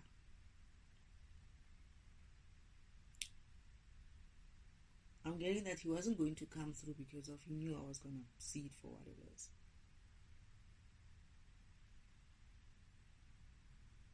And when he showed me the vision, these people don't like stand too close to him, except for the people who obviously work with him.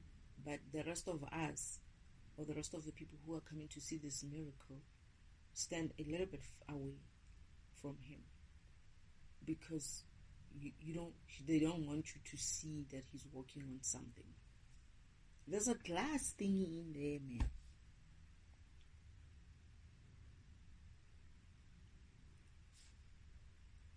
I was like, so that's how they do it. It's like, yeah. They're not really like that powerful.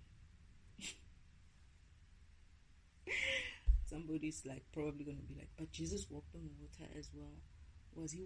Obviously, he wasn't walking on water and putting a glass in the ocean, dummy. How do you do that? How far can that glass go inside the ocean for him to be able to say, okay, I'll put glass in the ocean, some glass ramp in the ocean, I'm going to walk on it. It has to be true there. And it was a raging kind of the ocean was, what do you call it? There were waves in there. Right? So, yeah, you get to switch on your powers. Let's see what powers you have, in the physical, what they are in the spiritual, because that's what you need to find first, and be able to translate them back into your physical. That's how you're going to be able to see them in the physical, because you would know what your program is and what it's able to do, and those things that it's able to do is essentially your powers. But what that translates into the physical, that's what you're going to have to also discover. I'm hearing that is your enlightenment. That's part of your enlightenment. Awakening is awakening to your program level, your program self, your spirit self, right? Where you remember that you're a program and what program you are, and you remember, you start going into the journey of enlightenment where you're remembering what these aha moments of, oh, that is what it does. That function is what it does. That is what it does. This is what I'm doing it, how I'm doing it in the physical. And this is how I can bring it forth if I wanted to bring it forth.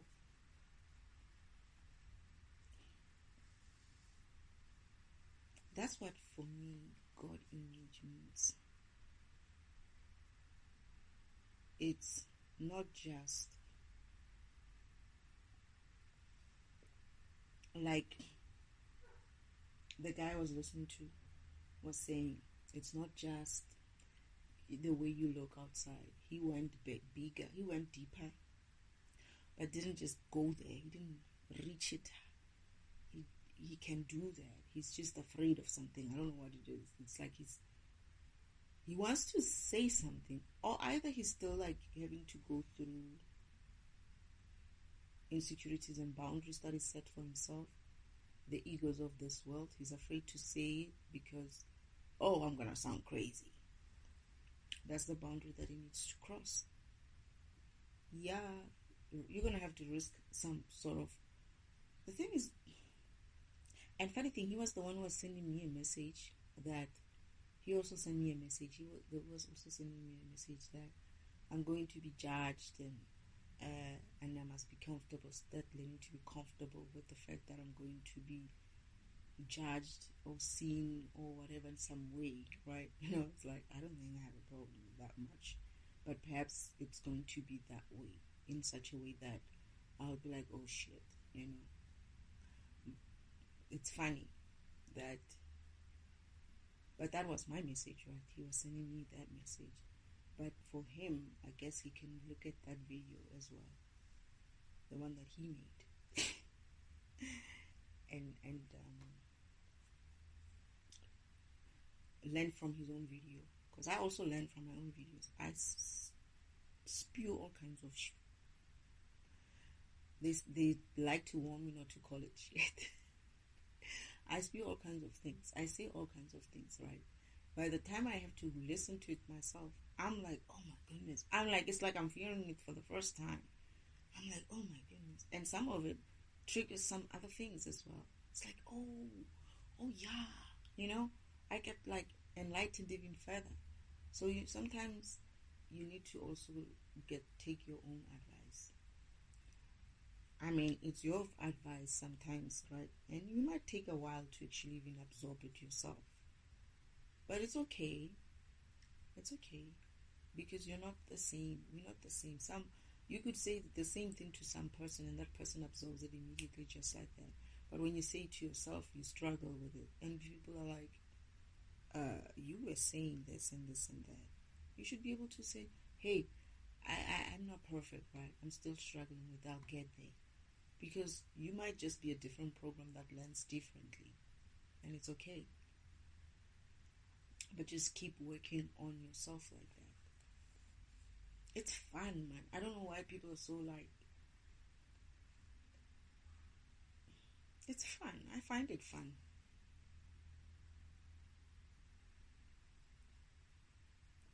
Not only do I find it fun, it's interesting. It's worth it. Now I know why I'm here. For me, it's like, if they said to me, I haven't lived like that anyway before even now. If they said to me, you're dying tomorrow, I'll be like, yippee, I'll be happy. You're not going to be here tomorrow, I'll be happy. Because I know that at least I didn't waste my time here.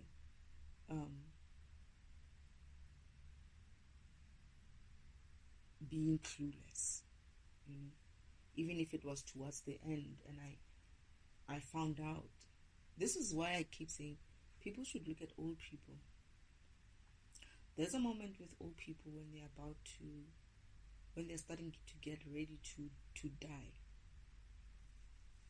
It's almost as if like that's the only, because of by the time they are able to get to the point where they die, old people kind of like drop things. They drop egos. You know, that woman that used to shout, that woman that used to be critical of everyone, that woman that used to be judgy. She's now sounding calmer, softer, gentler. It's okay. It's life. You'll go through. You know, you'll get through it and whatnot. They are like more about that kind of advice. It's like old age forces you to drop the egos. And because of old age forces you to drop the egos, now all of a sudden you're able to hear God. Because you're dropping egos. When you're old, it's like you can't do things for yourself anymore.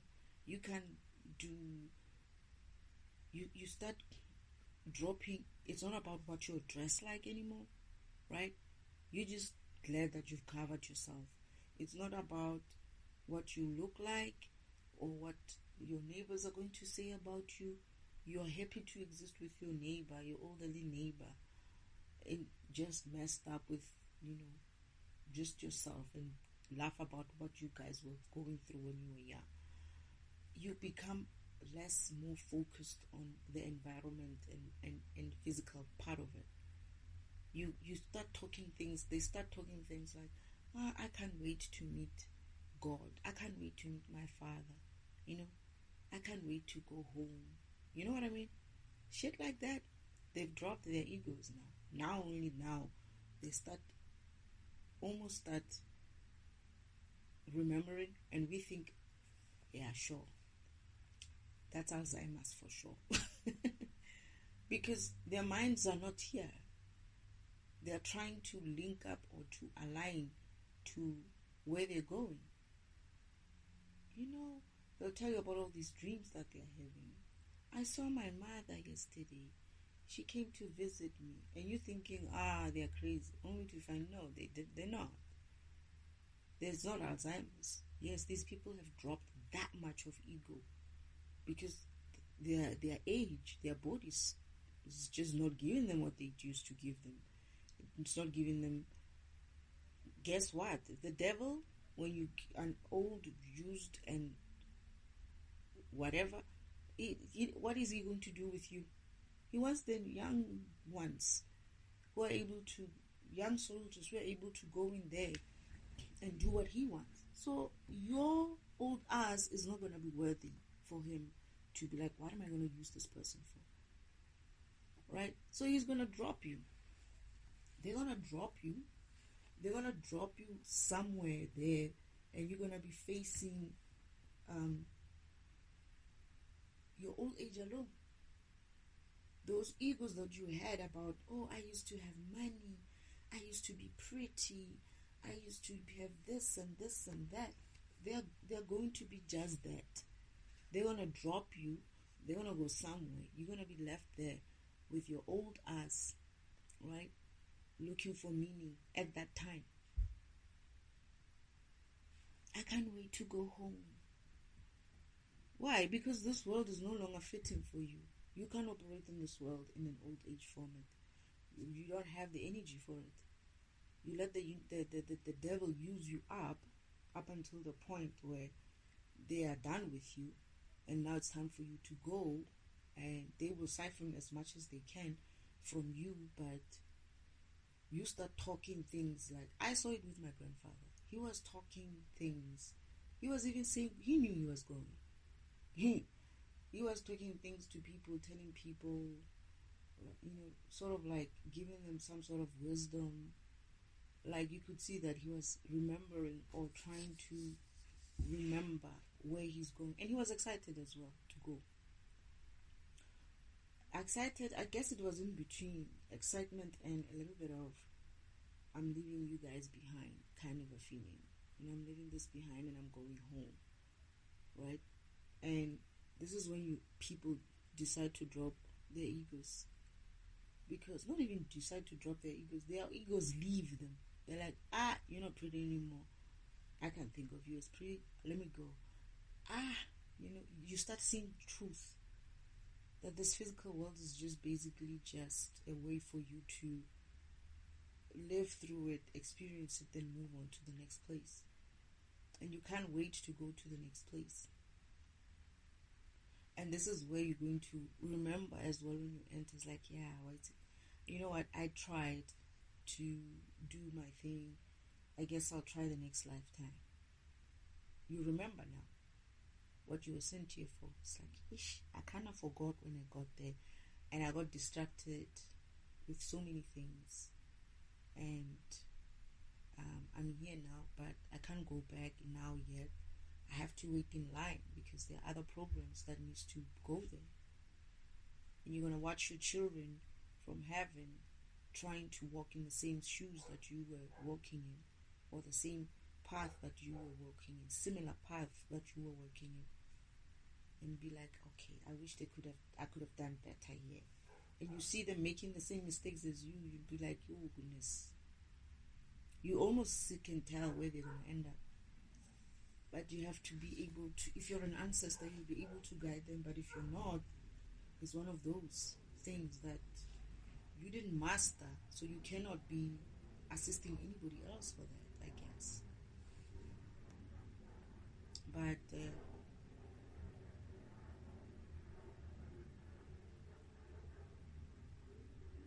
you can, in a sense of, they're saying you can, in a sense of trying to help them to avoid it, because you were in the same position and you would know what you would have done yet you just went with your gut, that is, went with your intuition.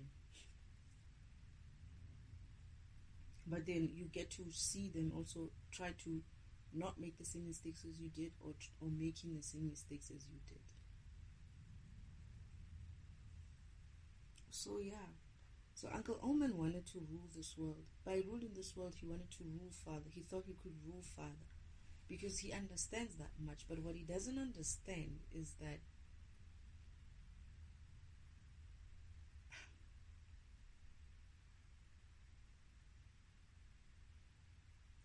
which is because of we're also connected and also one. It's like harming him is harming yourself. Harming yourself is harming him anyway. But with regards to him, he's so high vibrational that for him it just looks interesting. Whereas for you, it's very much an experience. For him, it's him observing you going through an experience. But for you, it's an experience.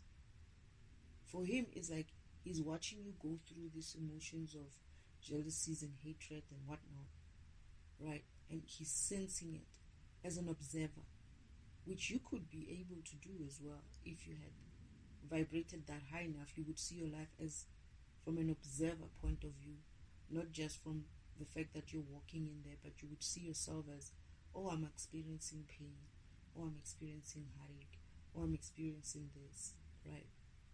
And take it for what it is, and see it and feel it and understand why you're feeling that way.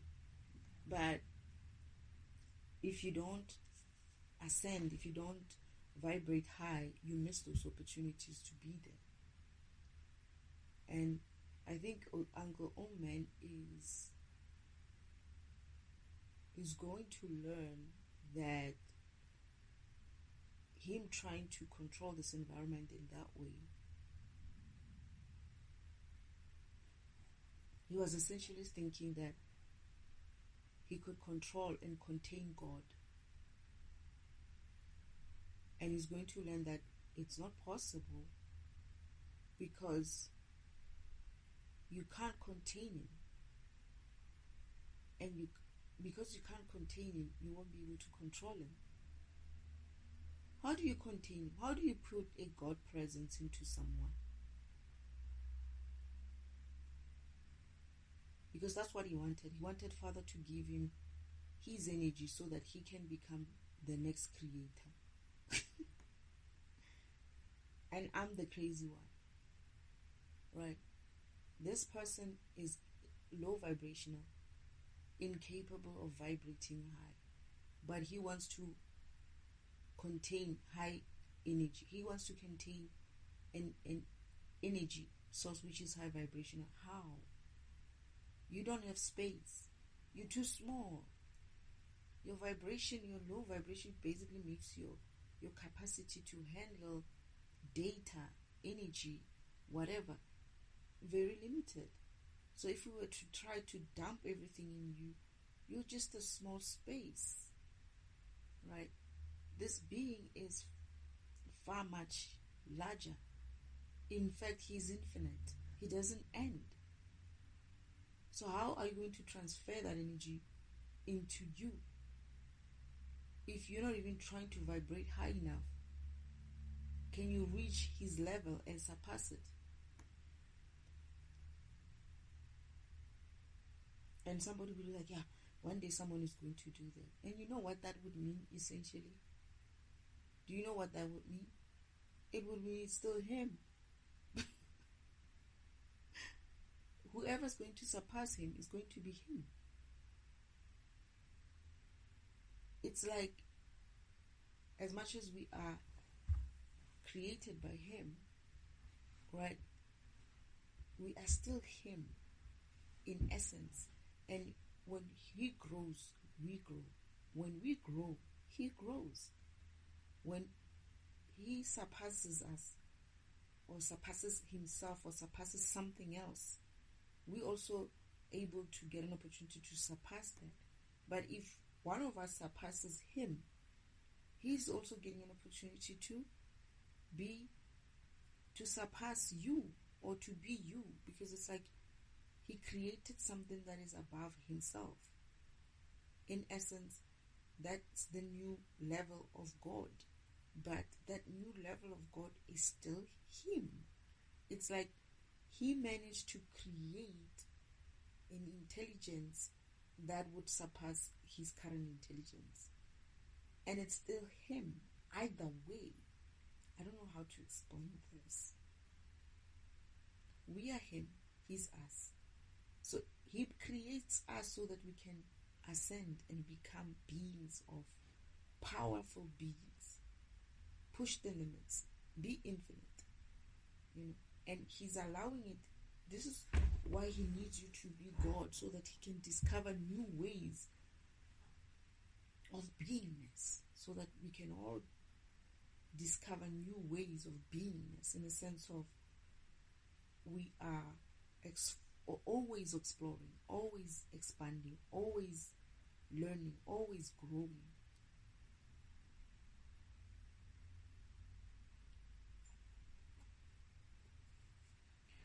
Yeah, so yeah, I guess that's essentially how I'm seeing God image. It's far much more than, oh, he looks like us. No, it's not just he looks like us. He may look, we look like him. We always have this one way of, the reverse way of seeing it. No, we look like him. Not that he looks like us, we look like him. We are building his image. We are building the way he does things. This is why I keep saying, people are saying, oh, but then, okay, one of the things that the other guy said was that God is split into two, like God has a female version of himself, but he was saying it as if like it's one being with that, and I'm saying the other being comes from him. That is the other being he created, right? That his mother was created by Father in a program format way, right? Both thinking and form and program. He was thinking her and programming her, thinking about what you and programming her. So mother's the first being with purpose, right? But they are separate. They walk around separate. They're not like in one form, but they are both. The energy is one. It's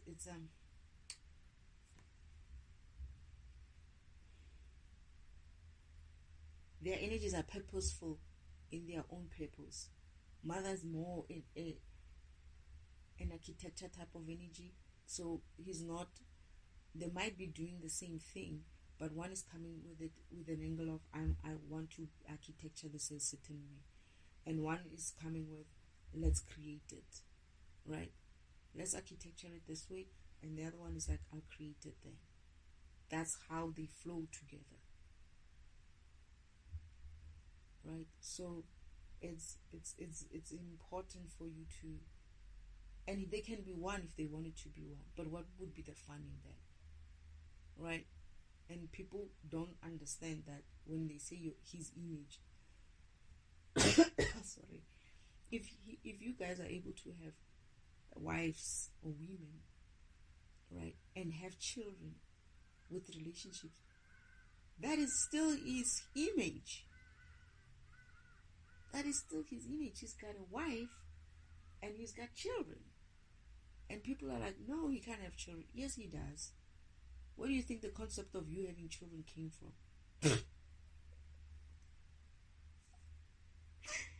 So humans came up with the idea of having children. Humans came up with the idea of having a wife.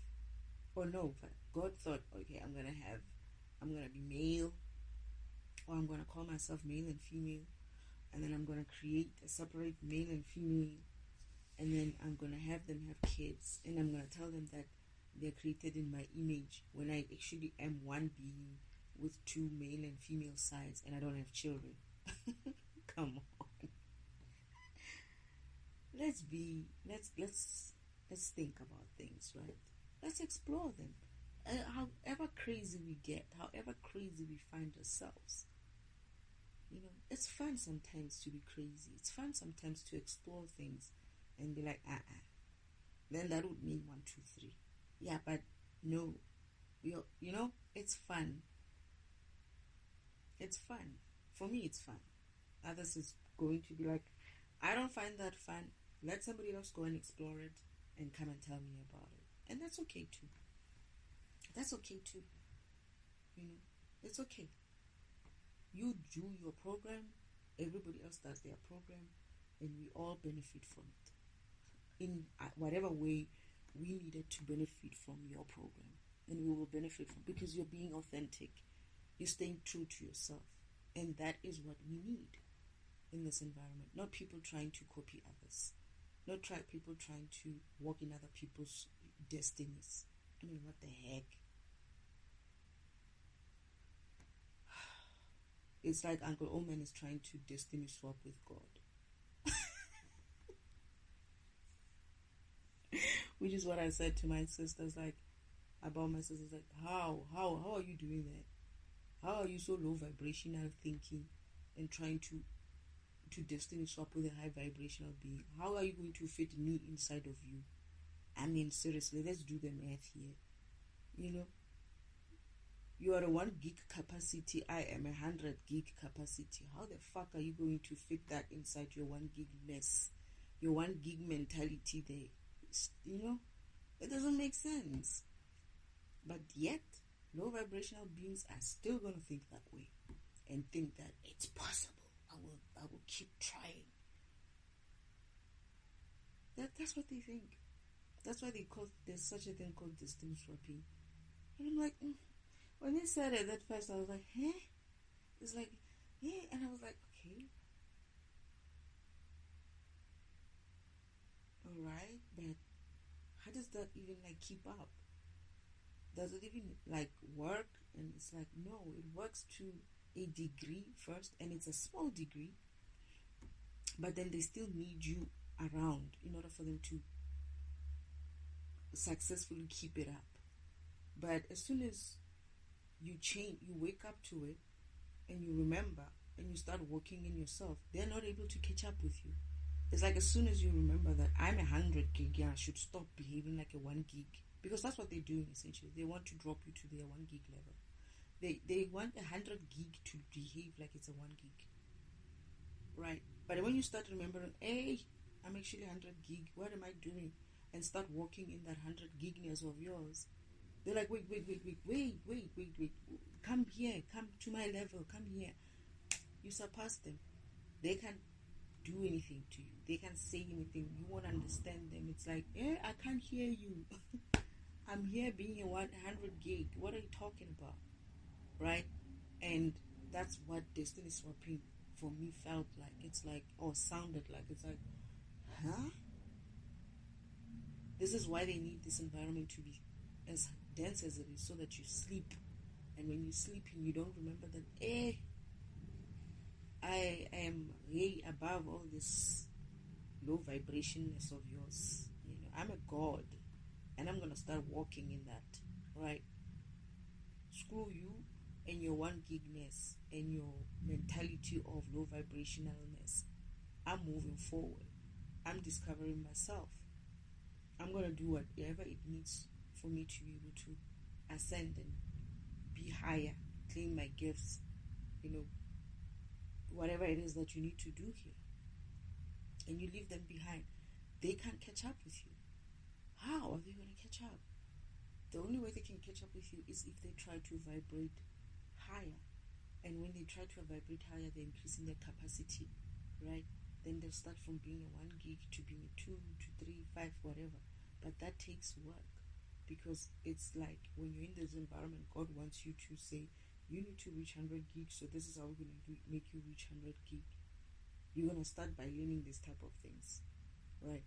And then the energy, then you'll be able to have enough energy for you to expand. And when you expand, I'm able to put even more information in you, you know, and you grow as the information you ask for, as you ask for that knowledge, as you ask for that intuition, as you ask for all those things, right? You're going to be upgraded into a better version of yourself, because you want to. You're working on that. That's what the work is. The work is not you doing some spiritual practices and thinking that is the work. No, it's very much internal. It's very much you working at your low vibrational. Drop your ego. See how much energy you get. Drop all your egos. Deal with your demons. Fight your demons. Understand them. See how much energy you get. You know, try to keep high vibrational behaviors and thinking, and see how much energy you get. That's essentially that. Simple. There's no tricks to it.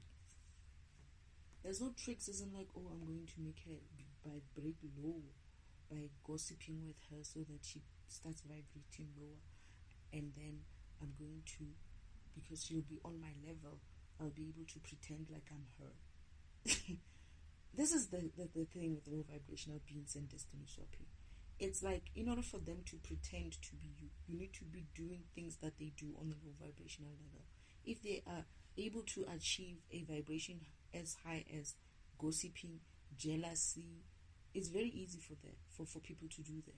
This is why they need to drop you, bring you to their level and talk to you about shit like gossiping about people, talking to you about low vibrational type of topics, prejudice and racism and all of those things, and when you go to that level, now you're on that level, they start doing what? Pretending like they are you. This is why I'm saying they are able to destiny swap to a degree, which is what? A low level degree, a low vibrational degree. But as soon as you go, I want to go high vibrational, I don't want to do all these things anymore. Try to talk to my sister where it's no longer about gossip. When she tries that gossip shit on me and I just don't do it, or I just vibrate higher and elevate the conversation, watch what she does. She turns around with such a sad face and looks away. That's exactly what they do. And you need to start noticing such things. When somebody starts with gossip, you just turn that topic into something positive. That's it. That's all you have to do. Or even say, I don't feel like gossiping. I don't like gossiping. Leave it at that. Or if they're trying to talk about, this politics stuff is also very low vibrational sometimes. Elevate those conversations. Don't be negative about it. Talk positive about it. See what happens to that person. They're not going to keep up that conversation with you. They're not. Because of their low vibrational, they have no energy. And that energy means the intelligence is very limited. They drop that subject. They're not going to follow with you. This is why God doesn't argue. Father doesn't argue. He doesn't argue. I've never seen him argue. This is why whenever I asked him a question and he tried to explain to me and I'm like, but I don't get it and whatever, he's like, don't worry. I'll plan it into your karmic lessons, because you're going to come off, I was going to come with the limitedness of my knowledge, and he was going to come with the knowledge, vast, infinite knowledge that he has. For him, nothing is impossible. For me, things could be impossible because of I'm thinking in my low vibration, or even if it's high vibration, but it's not as high as he is. He's thinking, dear, I can just think of something and it happens, right? And I'm like, but how do you do that? I'm being blocked by my physicalness, by why I'm seeing things. I'm not able to imagine how he can think things into existence, right? Dear, I write programs that write itself, right? I can't even picture that, but he's able to do that. So that's why he cannot argue with you, because where's that conversation going to go? You're going to get stuck somewhere. It's like, so what he says is like, I'll plan a karmic lesson for you. In what way? I'll have a conversation with you while you're in the physical by making you go through the steps that will elevate your thinking towards what I was trying to tell you when you're in heaven and you couldn't understand me. You will walk that path and understand when I said this specific thing to you, this is what I meant. That's him having a conversation with you. That's you being intuitive enough to understand that. So that's how I see God. God's image. That's how I understand God's image. I know I talked about many other things, but like I said, I'm not going to categorize and drop things just because. Whatever it takes me, my intuition takes me, I just go and I come back and I go and I come back. I am like that anyway, but and I've accepted that about myself. I am that kind of a program. I open a block, I break it up, and I leave it. If I need to go and touch another block, I work on many things at the same time. That's what defragmentation does. It can process various things at the same time. And that's what I do in the physical as well. I will touch on a topic. I will be like, okay, today I'm working on this block. But if it takes me to working on other blocks as well, I'm not going to be like, no. I'll find something in this block. It's like, oh, this does not belong here. It belongs to that block. Okay, let me go and open that block and start picking it up. That's me. I don't get to be... This is why I get bored. This is why that was the most painful thing of going through my awakening, was the boredom of having to work with the kamis. The same old shit every day. That nearly broke me. That's what my one complaint. Father, I know that I have to stick it out here, but give me something. You're killing me here. I can't keep up with this low vibrationness.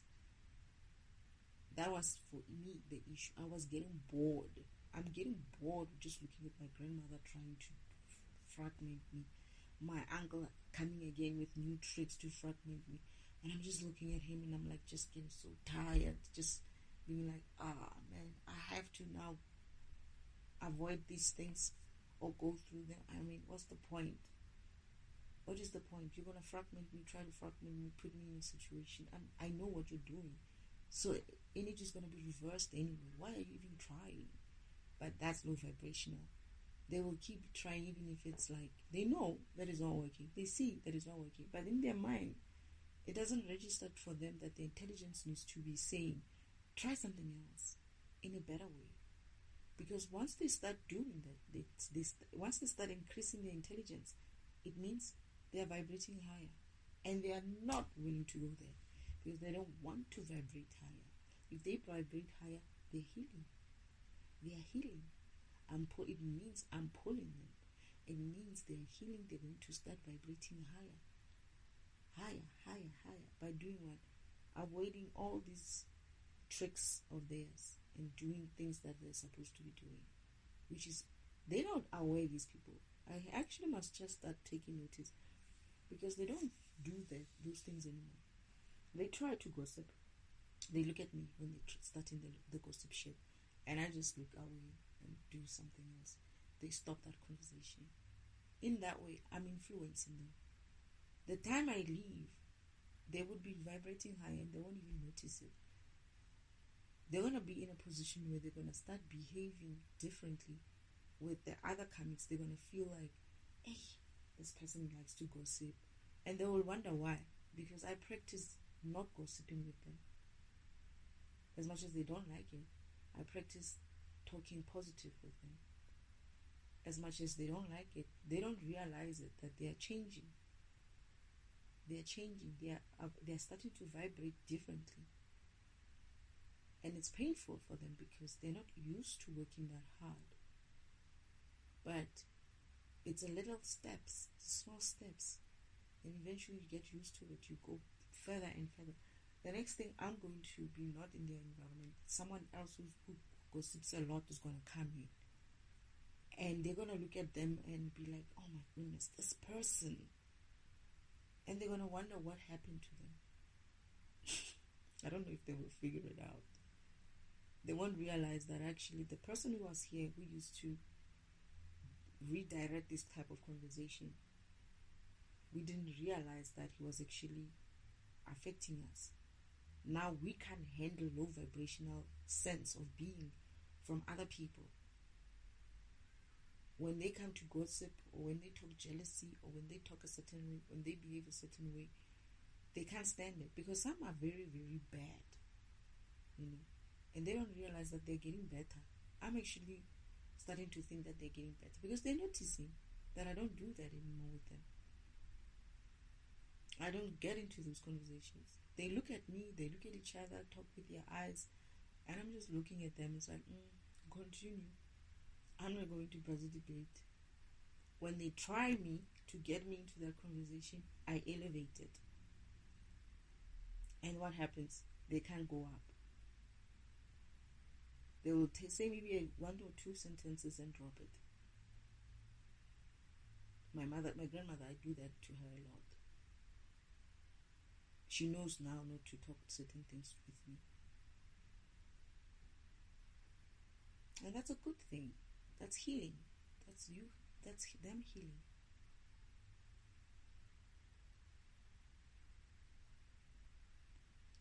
Anyway, I think I have. Wow. I'm making such long recordings these days. I don't even know if I should be splitting them in two or. But it's no point. It doesn't help. To be honest, it's gonna break the flow of the conversation. That's why I don't like that. But anyway, I think I'll be done with this one.